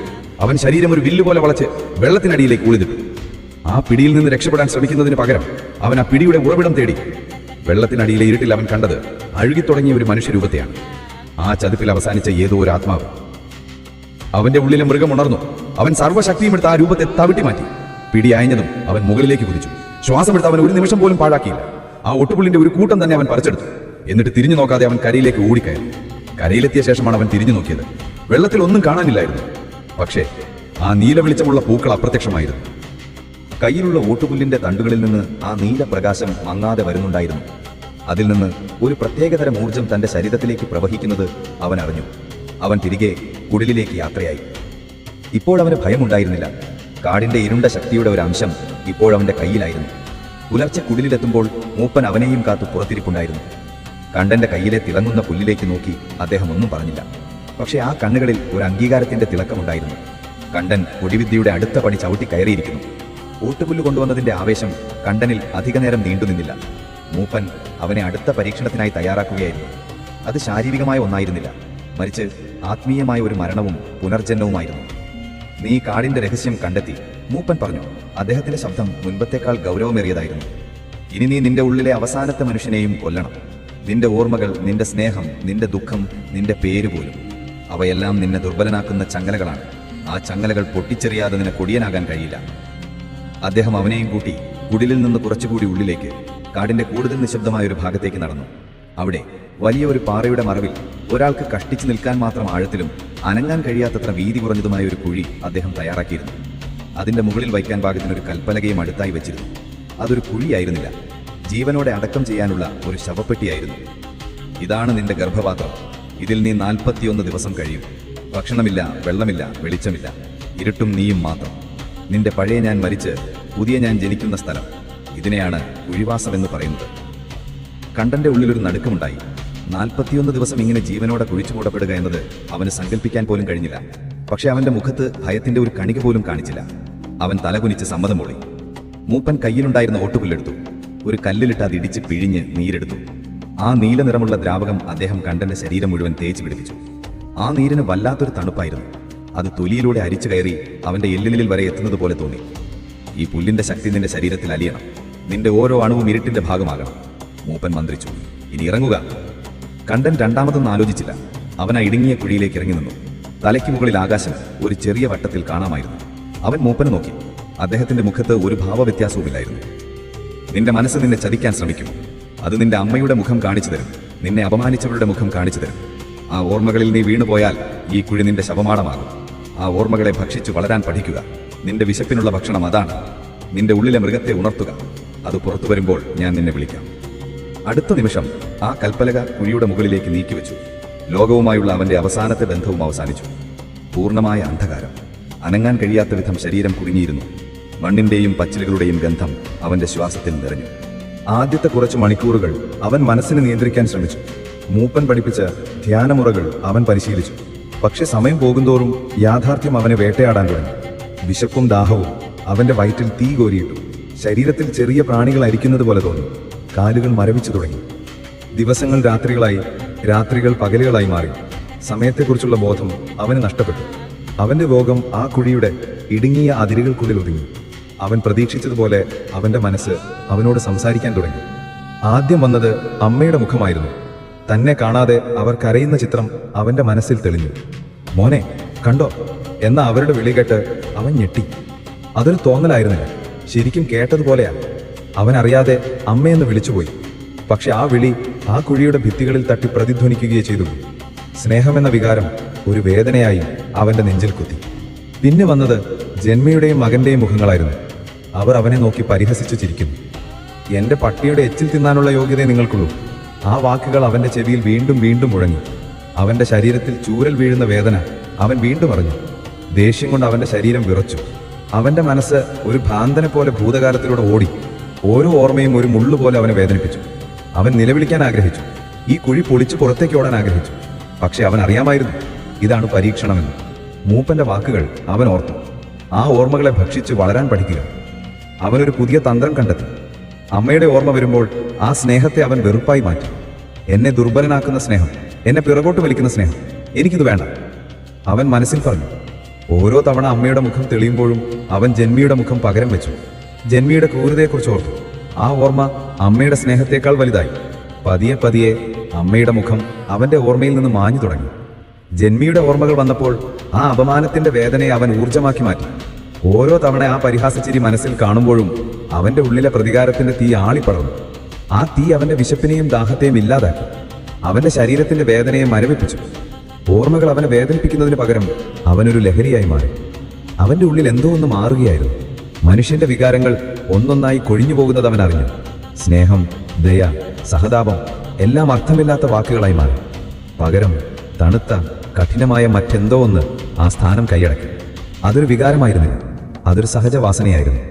വേട്ടയാടാനുള്ള സഹജവാസന. അവന്റെ ഇന്ദ്രിയങ്ങൾ അസാധാരണമാം വിധം സൂക്ഷ്മമായി. മണ്ണിനടിയിലൂടെ ഇഴഞ്ഞു പോകുന്ന ഒരു പുഴുവിന്റെ ശബ്ദം പോലും അവന് കേൾക്കാമായിരുന്നു.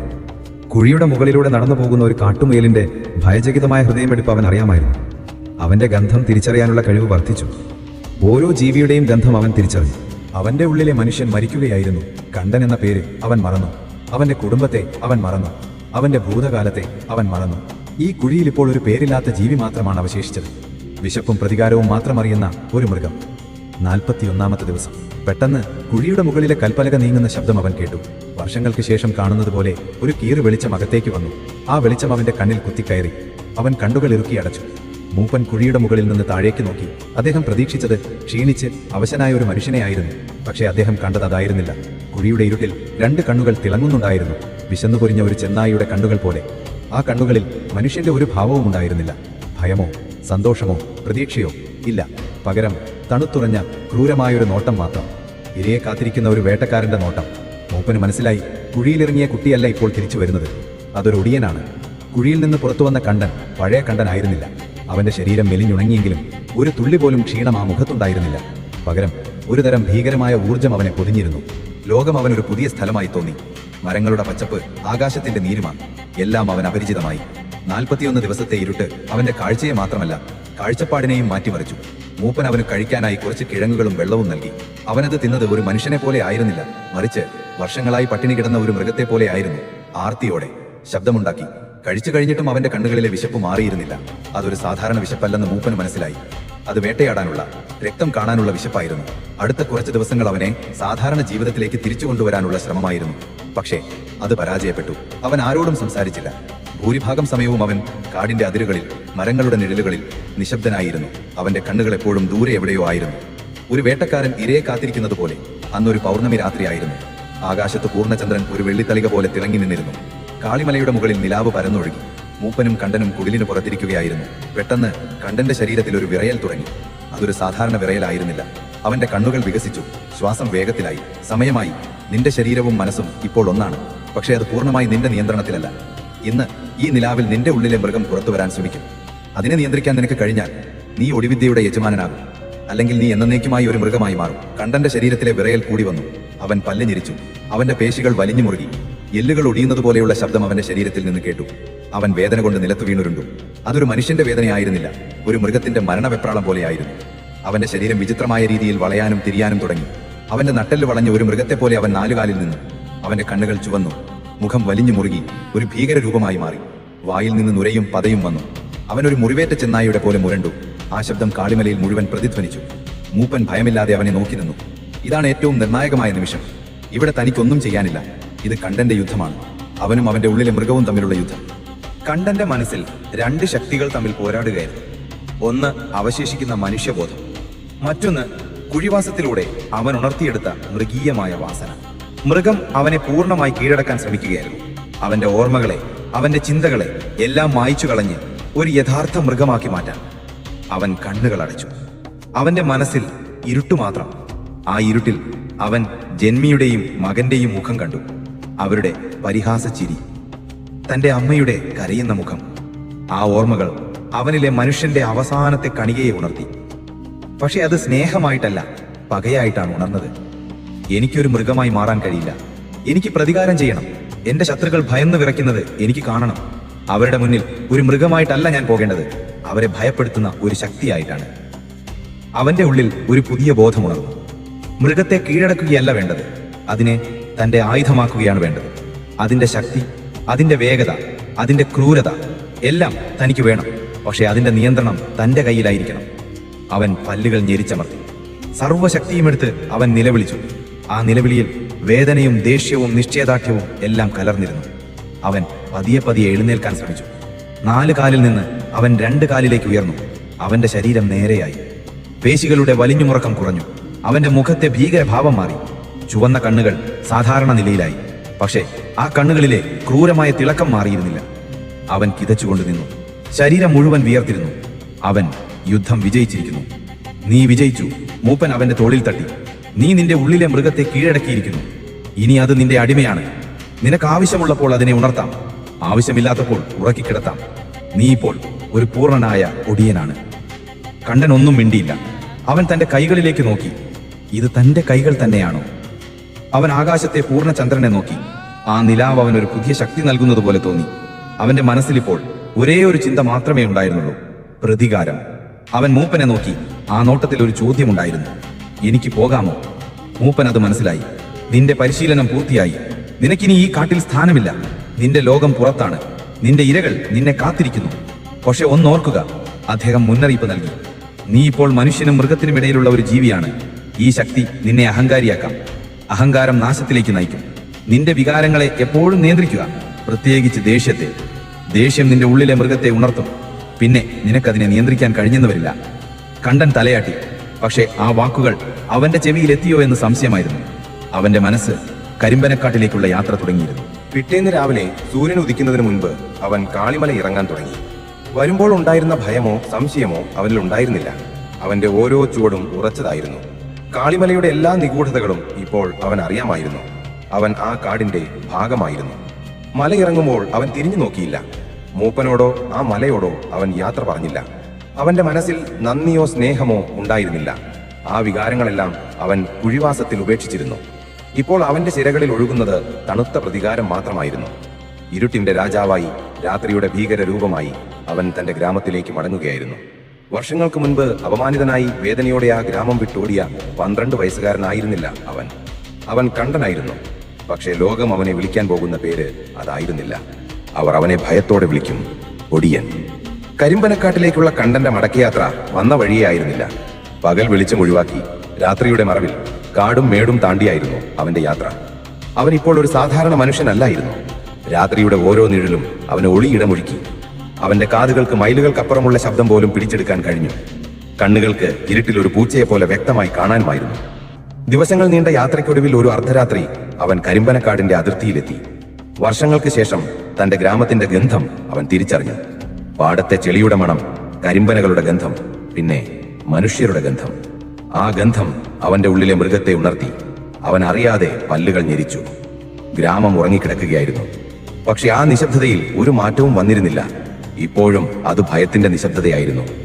കണ്ടൻ ഒരു നിഴൽ പോലെ ഗ്രാമത്തിലൂടെ നടന്നു. അവന്റെ കാലൊച്ച ആരും കേട്ടില്ല. അവൻ തന്റെ പഴയ കുടിലിന്റെ മുന്നിലെത്തി. അത് ഏതാണ്ട് നശിച്ച അവസ്ഥയിലായിരുന്നു. ഓലകൾ ദ്രവിച്ച് ചുമരുകൾ അടർന്നു വീണിരുന്നു. അവിടെ ആരും താമസിക്കുന്നില്ലെന്ന് വ്യക്തം. അവന്റെ മാതാപിതാക്കൾക്ക് എന്തുപറ്റി? ഒരു നിമിഷം അവന്റെ ഉള്ളിൽ ഒരു വേദനയുടെ നേർത്ത കണികയുണ്ടായി. പക്ഷേ അത് പെട്ടെന്ന് അപ്രത്യക്ഷമായി. പകരം തണുത്ത ഒരു നിർവികാരിത ആ സ്ഥാനം കൈയടക്കി. അവൻ ഗ്രാമത്തിന്റെ കേന്ദ്രത്തിലേക്ക് നടന്നു. ജന്മിയുടെ കോവിലകം ദൂരെ നിന്ന് കാണാമായിരുന്നു. ഇപ്പോഴും അത് പ്രൗഢിയോടെ തലയുയർത്തി നിൽക്കുന്നു. അതിലെ വിളക്കുകൾ അണഞ്ഞിരുന്നില്ല. കണ്ടന് ധൃതിയില്ലായിരുന്നു. അവനൊരു വേട്ടക്കാരനെ പോലെ ക്ഷമയോടെ കാത്തിരുന്നു. അടുത്ത കുറച്ച് ദിവസങ്ങളിൽ അവൻ ഗ്രാമത്തിലെ മാറ്റങ്ങൾ നിരീക്ഷിച്ചു. അവൻ ആരുടെയും കണ്ണിൽപ്പെട്ടില്ല. പകൽ സമയങ്ങളിൽ അവൻ ഗ്രാമത്തിന് പുറത്തുള്ള ഉപേക്ഷിക്കപ്പെട്ട ഒരു ഗുഹയിൽ കഴിഞ്ഞു. രാത്രികളിൽ ഗ്രാമത്തിൽ അലഞ്ഞു നടന്നു. അവൻ കാര്യങ്ങൾ മനസ്സിലാക്കി. താൻ നാടുവിട്ടതിന് ശേഷം അധികം വൈകാതെ അച്ഛൻ അസുഖം മൂർച്ഛിച്ചു മരിച്ചു. അമ്മ ചിരിത കുറച്ചുകാലം കൂടി കോവിലകത്ത് പണിക്ക് പോയിരുന്നു. പക്ഷേ മകനെക്കുറിച്ചുള്ള ഓർമ്മകളും ഒറ്റപ്പെടലും അവരെ മാനസികമായി തളർത്തി. ഒരു ദിവസം അവരെ പാടവരമ്പിലെ കിണറ്റിൽ മരിച്ച നിലയിൽ കണ്ടെത്തുകയായിരുന്നു. ആത്മഹത്യ. ഈ വാർത്തകൾ കണ്ടന്റെ ഉള്ളിൽ ഒരു ചലനവും ഉണ്ടാക്കിയില്ല. അവന്റെ ഹൃദയം ഒരു കല്ലായി മാറിയിരുന്നു. പക്ഷേ ആ കല്ലിനുള്ളിൽ പ്രതികാരത്തിന്റെ തീ കൂടുതൽ ശക്തമായി ആളിക്കത്തുകയായിരുന്നു. തന്റെ കുടുംബത്തിന്റെ നാശത്തിന് കാരണം ജന്മിയും അയാളുടെ വ്യവസ്ഥയുമാണ്. അതിന് കണക്ക് ചോദിക്കണം. അവന്റെ വരവ് കരിമ്പനക്കാട്ടിൽ ആദ്യമൊന്നും ആരും അറിഞ്ഞില്ല. പക്ഷേ പതിയെ പതിയെ ചില അസാധാരണ സംഭവങ്ങൾ റിപ്പോർട്ട് ചെയ്യപ്പെടാൻ തുടങ്ങി. രാത്രികാലങ്ങളിൽ പാടവരമ്പിലൂടെ പോകുന്നവരെ ആരോ പിന്തുടരുന്നതായി തോന്നി തുടങ്ങി. ചിലപ്പോൾ ഒരു കരിമ്പൂച്ചയുടെ രൂപത്തിൽ, മറ്റു ചിലപ്പോൾ ഒരു കൂറ്റൻ പോത്തിന്റെ നിഴൽ പോലെ. ആരും അതിനെ വ്യക്തമായി കണ്ടില്ല. പക്ഷെ അതിന്റെ സാന്നിധ്യം എല്ലാവരും അറിഞ്ഞു. ഗ്രാമത്തിൽ വീണ്ടും ഒടിയൻ ഭീതി പടർന്നു പിടിച്ചു. ഇതിനിടയിലാണ് കണ്ടന് അവന്റെ ആദ്യത്തെ ജോലി കിട്ടുന്നത്. ഗ്രാമത്തിലെ ഒരു സാധാരണക്കാരനായ ചാത്തുണ്ണിക്ക് അവന്റെ അയൽവാസിയായ രാഘവനോട് ഒരു അതിർത്തി തർക്കമുണ്ടായിരുന്നു. രാഘവൻ കുറച്ച് പണമുള്ളവനും ജന്മിയുടെ ആളുമായിരുന്നു. അയാൾ ചാത്തുണ്ണിയുടെ ഭൂമി കയ്യേറാൻ ശ്രമിക്കുകയായിരുന്നു. നിസ്സഹായനായ ചാത്തുണ്ണി പലരോടും സഹായം അഭ്യർത്ഥിച്ചു. പക്ഷെ ജന്മിയുടെ ആളായതുകൊണ്ട് ആരും ഇടപെട്ടില്ല. ഒടുവിൽ ആരോ ഒരാൾ ചാത്തുണ്ണിയോട് ഒടിയന്മാരെ കുറിച്ച് പറഞ്ഞു. പണം കൊടുത്താൽ അവർ ആരെയും ഒരു പാഠം പഠിപ്പിക്കുമെന്ന്. നിവൃത്തിയില്ലാതെ ചാത്തുണ്ണി അതിന് തയ്യാറായി. പക്ഷെ ആരെയാണ് സമീപിക്കേണ്ടത്? ഒടിയന്മാർ അദൃശ്യരാണല്ലോ. ഒരു രാത്രി ചാത്തുണ്ണി ഗ്രാമത്തിന്റെ അതിർത്തിയിലുള്ള കരിമ്പന ചുവട്ടിൽ കുറച്ച് പണവും ഒരു കുപ്പി കള്ളും വെച്ചു. രാത്രിയുടെ തമ്പുരാനെ, എന്റെ ശത്രുവിനെ ഒരു പാഠം പഠിപ്പിക്കണം. ഇതെന്റെ കാഴ്ചയാണ്, അവൻ ഭയത്തോടെ പറഞ്ഞു. ആ രാത്രി തന്നെ കണ്ടൻ അത് കണ്ടു. അവന് പണത്തിന്റെ ആവശ്യമില്ലായിരുന്നു. പക്ഷേ ഇതൊരു തുടക്കമായിരുന്നു. തന്റെ കഴിവുകൾ പരീക്ഷിക്കാനുള്ള ഒരു അവസരം, അധികാരം സ്ഥാപിക്കാനുള്ള ആദ്യ ചുവടുവെപ്പ്. അന്ന് അർദ്ധരാത്രി രാഘവൻ തന്റെ വീട്ടിൽ സുഖമായി ഉറങ്ങുകയായിരുന്നു. പെട്ടെന്ന് പുറത്തൊരു പോത്ത് മുരളുന്നത് പോലെ ഒരു ശബ്ദം കേട്ട് അയാൾ ഞെട്ടിയുണർന്നു. അയാൾ ജനലിലൂടെ പുറത്തേക്ക് നോക്കി. മുറ്റത്ത് കനത്ത ഇരുട്ടായിരുന്നു. ഒന്നും കാണാനില്ല. തോന്നിയതായിരിക്കുമെന്ന് കരുതി അയാൾ തിരികെ കിടക്കാൻ തുടങ്ങി. അപ്പോഴാണ് ആ കാഴ്ച കണ്ടത്. തന്റെ കട്ടിലിന്റെ കാലിനരികിൽ രണ്ട് ചുവന്ന കണ്ണുകൾ തിളങ്ങുന്നു. ഒരു കരിമ്പൂച്ച. പക്ഷെ അതൊരു സാധാരണ പൂച്ചയായിരുന്നില്ല. അതിന്റെ വലുപ്പം ഒരു പട്ടിയുടെ അത്ര ഉണ്ടായിരുന്നു. അത് അനങ്ങാതെ അവനെ തന്നെ നോക്കിയിരുന്നു. രാഘവന്റെ ശരീരം ഭയം കൊണ്ട് മരവിച്ചു. അയാൾക്ക് നിലവിളിക്കാൻ പോലും കഴിഞ്ഞില്ല. ആ പൂച്ച പതിയെ അവന്റെ കട്ടിലിലേക്ക് കയറി. അതിന്റെ ഓരോ ചുവടും അളന്നു മുറിച്ചുകൊണ്ടായിരുന്നു. അത് അവന്റെ നെഞ്ചിൽ കയറിയിരുന്നു. അതിന്റെ ഭാരം ഒരു വലിയ കല്ലെടുത്ത് വെച്ചതുപോലെ അയാൾക്ക് തോന്നി. അയാൾക്ക് ശ്വാസം മുട്ടി. ചാത്തുണ്ണിയുടെ ഭൂമി വിട്ടുകൊടുക്കണം എന്നൊരു ശബ്ദം മുറിയിൽ മുഴങ്ങി. അതൊരു മനുഷ്യന്റെ ശബ്ദമായിരുന്നില്ല. ഒരു മൃഗത്തിന്റെ മുരൾച്ചയും മനുഷ്യന്റെ സംസാരവും കലർന്ന ഒരു വിചിത്രമായ ശബ്ദം. ആ പൂച്ചയുടെ വായിൽ നിന്നാണ് ആ ശബ്ദം വരുന്നതെന്ന് രാഘവന് തോന്നിയില്ല. അത് മുറിയുടെ എല്ലാ കോണുകളിൽ നിന്നും വരുന്നതുപോലെ. രാഘവൻ ഭയന്ന് വിറച്ച് തലയാട്ടി. ഇനി നീ ആ വഴിക്ക് പോയാൽ അടുത്ത തവണ ഞാൻ വരുമ്പോൾ നിന്റെ എല്ലുകൾ ഈ കട്ടിലിൽ കാണില്ല. ആ ശബ്ദം വീണ്ടും മുഴങ്ങി. അടുത്ത നിമിഷം ആ പൂച്ച അപ്രത്യക്ഷമായി, മായമായി മാഞ്ഞുപോയി. രാഘവൻ ബോധം കെട്ടു വീണു. പിറ്റേന്ന് രാവിലെ ഗ്രാമം ഉണർന്നത് രാഘവന്റെ നിലവിളി കേട്ടാണ്. അയാൾക്ക് ഭ്രാന്ത് പിടിച്ചതുപോലെയായിരുന്നു. അയാൾ കണ്ട കാര്യങ്ങൾ വിളിച്ചു പറഞ്ഞു. പക്ഷെ ആരും അത് വിശ്വസിച്ചില്ല. അയാളുടെ മുറിയിൽ ഒരു പൂച്ച കയറിയതിന്റെ ഒരു ലക്ഷണവും ഉണ്ടായിരുന്നില്ല. പക്ഷെ ചാത്തുണ്ണിയുടെ ഭൂമി അയാൾ ഉപേക്ഷിച്ചു. അന്ന് തന്നെ അയാൾ ആ ഗ്രാമം വിട്ടുപോയി. ചാത്തുണ്ണി കരിമ്പന ചുവട്ടിൽ വീണ്ടും കാഴ്ചവെച്ചു. ഇത്തവണ നന്ദി പറയാനായിരുന്നു. കണ്ടൻ ആ കാഴ്ച സ്വീകരിച്ചില്ല. പക്ഷെ കരിമ്പനക്കാട്ടിലെ ജനങ്ങൾക്കിടയിൽ പുതിയ ഒടിയന്റെ വരവ് ഒരു യാഥാർത്ഥ്യമായി. ഭയത്തിന്റെ ഒരു പുതിയ അധ്യായം ആ ഗ്രാമത്തിൽ തുറക്കുകയായിരുന്നു. കണ്ടൻ എന്ന വേട്ടക്കാരൻ തന്റെ ഇരകളെ തേടി തുടങ്ങിയിരുന്നു. ജന്മിയായിരുന്നു അവന്റെ പ്രധാന ലക്ഷ്യം. പക്ഷെ അതിനു മുൻപ് തന്റെ സാമ്രാജ്യം കെട്ടിപ്പടുക്കാൻ അവൻ ചെറിയ വേട്ടകൾ ആരംഭിച്ചു. ഓരോ വേട്ടയും അവന്റെ പേര് ഗ്രാമത്തിലെ ഇരുണ്ട മൂലകളിൽ കൂടുതൽ ഉറപ്പിച്ചു. അവൻ ഇനി കണ്ടനല്ല, അവൻ ഒടിയനാണ്. രാത്രിയുടെ പേടി സ്വപ്നം. കണ്ടൻ എന്ന ഒടിയൻ കരിമ്പനക്കാടിന്റെ രാത്രികളെ ഭരിക്കാൻ തുടങ്ങി. അവന്റെ പേര് ഗ്രാമത്തിലെ വീടുകൾക്കുള്ളിൽ അടക്കം പറച്ചിലുകളായി മാറി. ജന്മിമാരും പണക്കാരും തങ്ങളുടെ ശത്രുക്കളെ ഒതുക്കാൻ അവന്റെ അദൃശ്യമായ സഹായം തേടി. അവർ കാഴ്ച വസ്തുക്കൾ കരിമ്പന ചുവട്ടിൽ വെച്ചു. പിറ്റേന്ന് അവരുടെ ശത്രുക്കൾ ഒന്നുകിൽ ഗ്രാമം വിട്ടിരിക്കും, അല്ലെങ്കിൽ ഭ്രാന്തമായ അവസ്ഥയിലായിരിക്കും. കണ്ടൻ ഒരു നിഴൽ പോലെയായി, ആർക്കും പിടികൊടുക്കാത്ത, എന്നാൽ എല്ലാവരും ഭയക്കുന്ന ഒരു ശക്തി. അവന്റെ ജീവിതം ഒരു പുതിയ താളക്രമം കണ്ടെത്തി. പകൽ ഗുഹയിലെ ഇരുട്ടിൽ വിശ്രമം, രാത്രിയിൽ വേട്ട. അവന്റെ ഉള്ളിലെ മനുഷ്യൻ പൂർണ്ണമായും മരിച്ചുവെന്ന് അവൻ വിശ്വസിച്ചു. സ്നേഹമോ ദയയോ നഷ്ടബോധമോ അവനെ അലട്ടിയില്ല. ഓരോ തവണയും ഒരു ജോലി ഭംഗിയായി ചെയ്യുമ്പോൾ അവന്റെ ഉള്ളിൽ ഒരു തണുത്ത സംതൃപ്തി മാത്രം നിറഞ്ഞു. അത് തന്റെ ലക്ഷ്യത്തിലേക്കുള്ള ഓരോ ചുവടുവെപ്പാണെന്ന് അവൻ സ്വയം പറഞ്ഞു. ജന്മി എന്ന വലിയ ഇരയെ വീഴ്ത്തുന്നതിന് മുൻപുള്ള തയ്യാറെടുപ്പുകൾ. അങ്ങനെ ഒരു രാത്രി തന്റെ പതിവ് സഞ്ചാരത്തിനിടയിലാണ് അവൻ ആദ്യമായി അവളെ കാണുന്നത്. ഗ്രാമത്തിന്റെ അങ്ങേയറ്റത്ത് നെയ്ത്തുകാരുടെ തെരുവിൽ ഒരു ചെറിയ കുടിലിന്റെ മുന്നിൽ നിന്നൊരു പാട്ട് കേട്ടു. അതൊരു പ്രാർത്ഥനാഗീതമായിരുന്നില്ല, വളരെ ലളിതമായ ഒരു നാടൻ പാട്ട്. ആ ശബ്ദത്തിൽ ഭയത്തിന്റെ ഒരു കണിക പോലും ഉണ്ടായിരുന്നില്ല. കൗതുകത്തോടെ അവൻ ആ കുടിലിനടുത്തുള്ള ഒരു മരത്തിന്റെ മറവിലേക്ക് നീങ്ങി. അവിടെ നിലാവിന്റെ നേർത്ത വെളിച്ചത്തിൽ ഒരു യുവതി മുറ്റത്ത് പായി വിരിച്ചെന്തോ ജോലി ചെയ്യുകയായിരുന്നു. അവൾ മല്ലിയായിരുന്നു, ഗ്രാമത്തിലെ നെയ്ത്തുകാരൻ രാമന്റെ മകൾ. അവളുടെ വിരലുകൾക്കിടയിലൂടെ നൂലുകൾ വേഗത്തിൽ നീങ്ങുന്നുണ്ടായിരുന്നു. പക്ഷെ അവളുടെ മുഖത്ത് ക്ഷീണമില്ലായിരുന്നു, ഒരുതരം ശാന്തത മാത്രം. ഇടയ്ക്കിടെ അവൾ ആകാശത്തേക്ക് നോക്കി പുഞ്ചിരിച്ചു. പിന്നെയും തന്റെ ജോലി തുടർന്നു. ആ പാട്ട് അവൾ തനിക്ക് വേണ്ടി തന്നെ പാടുന്നത് പോലെ തോന്നി. കണ്ടൻ അവളെ നോക്കി നിന്നുപോയി. അവന്റെ കല്ലുപോലുള്ള ഹൃദയത്തിൽ എന്തോ ഒരു മാറ്റം ഉണ്ടാകുന്നത് അവൻ അറിഞ്ഞു. വർഷങ്ങളായി അവൻ കണ്ട മുഖങ്ങളിൽ നിന്നെല്ലാം വ്യത്യസ്തമായിരുന്നു അവളുടെ മുഖം. അതിൽ അധികാരത്തിന്റെ ധാർഷ്ട്യമോ ദാരിദ്ര്യത്തിന്റെ നിസ്സഹായതയോ ഭയത്തിന്റെ നിഴലോ ഇല്ലായിരുന്നു. പകരം ജീവിതത്തെ സ്നേഹിക്കുന്ന ഒരുവളുടെ നിഷ്കളങ്കമായ സന്തോഷം മാത്രം. ആ രാത്രിക്ക് ശേഷം അറിയാതെ തന്നെ അവന്റെ കാലുകൾ പലപ്പോഴും ആ നെയ്ത്തുതെരുവിലേക്ക് നീണ്ടു. അവനൊരു നിഴലായി അവളെ പിന്തുടർന്നു. അവൾ കുളക്കടവിലേക്ക് പോകുമ്പോൾ, അമ്പലത്തിലേക്ക് പോകുമ്പോൾ, പാടവരമ്പിലൂടെ കൂട്ടുകാരികളോടൊപ്പം ചിരിച്ചുകൊണ്ട് നടക്കുമ്പോൾ അവൻ ദൂരെ നിന്ന് അവളെ നോക്കിക്കണ്ടു. ഓരോ തവണ അവളെ കാണുമ്പോഴും അവന്റെ ഉള്ളിൽ മറന്നുവെച്ച ഏതോ ഒരു ഓർമ്മ ഉണരുന്നത് പോലെ അവന് തോന്നി. അത് തന്റെ അമ്മയുടെ ഓർമ്മയാണോ അതോ തനിക്ക് നഷ്ടപ്പെട്ട ബാല്യത്തിന്റെ ഓർമ്മയാണോ എന്ന് അവന് തിരിച്ചറിയാനായില്ല. മല്ലി അവന്റെ സാന്നിധ്യം അറിഞ്ഞിരുന്നു? അറിയില്ല. പക്ഷെ ചിലപ്പോൾ അവൾ ആരുമില്ലാതെ ഇടങ്ങളിലേക്ക് നോക്കി പുഞ്ചിരിക്കുന്നത് അവൻ കണ്ടു. ഒരുപക്ഷെ തന്നെ സംരക്ഷിക്കുന്ന ഒരു അദൃശ്യ ശക്തി ഉണ്ടെന്ന് അവൾ വിശ്വസിച്ചിരിക്കാം. ഒരു ദിവസം രാത്രി പതിവിലും വൈകി മല്ലി വീട്ടിലേക്ക് മടങ്ങി വരികയായിരുന്നു. അടുത്ത ഗ്രാമത്തിലെ ഒരു വീട്ടിൽ തുണി കൊടുക്കാൻ പോയതായിരുന്നു അവൾ. വിജനമായ വഴിയിലൂടെ അവൾ നടന്നു വരുമ്പോൾ ജന്മിയുടെ മകൻ ഉണ്ണിയുടെ 2 കൂട്ടുകാർ അവളെ തടഞ്ഞു നിർത്തി. അവർ മദ്യപിച്ചിരുന്നു. എന്താ മല്ലി ഈ നേരത്തൊറ്റയ്ക്ക്? ഞങ്ങൾ കൂട്ടുവരട്ടെ. ഒരുവൻ അവരുടെ കയ്യിൽ കടന്നു പിടിച്ചു. മല്ലി ഭയന്നുപോയി. അവൾ അവന്റെ കൈ തട്ടിമാറ്റാൻ ശ്രമിച്ചു. വേണ്ട, ഞാൻ പോയിക്കൊള്ളാം. അത്ര പെട്ടെന്ന് പോകണ്ട, മറ്റവൻ അവളുടെ വഴി തടഞ്ഞുകൊണ്ട് പറഞ്ഞു. അവൾ അവളെ ശല്യം ചെയ്യാൻ തുടങ്ങി. അത് കണ്ടുകൊണ്ടൊരു മരത്തിന്റെ മുകളിൽ കണ്ടൻ ഇരിക്കുന്നുണ്ടായിരുന്നു. അവന്റെ കണ്ണുകൾ ചുവന്നു, സിരകളിലൂടെ രക്തം ഇരച്ചു കയറി. അവന്റെ ഉള്ളിലെ മൃഗം ഉണർന്നു. പക്ഷെ ഇത്തവണ അത് മറ്റൊരാളുടെ കാഴ്ചദ്രവ്യത്തിനു വേണ്ടിയായിരുന്നില്ല. ആദ്യമായി അവനു വേണ്ടി തന്നെയായിരുന്നു. അവൻ മരത്തിൽ നിന്ന് താഴേക്ക് ചാടിയില്ല, ഒരു ശബ്ദവും ഉണ്ടാക്കിയില്ല.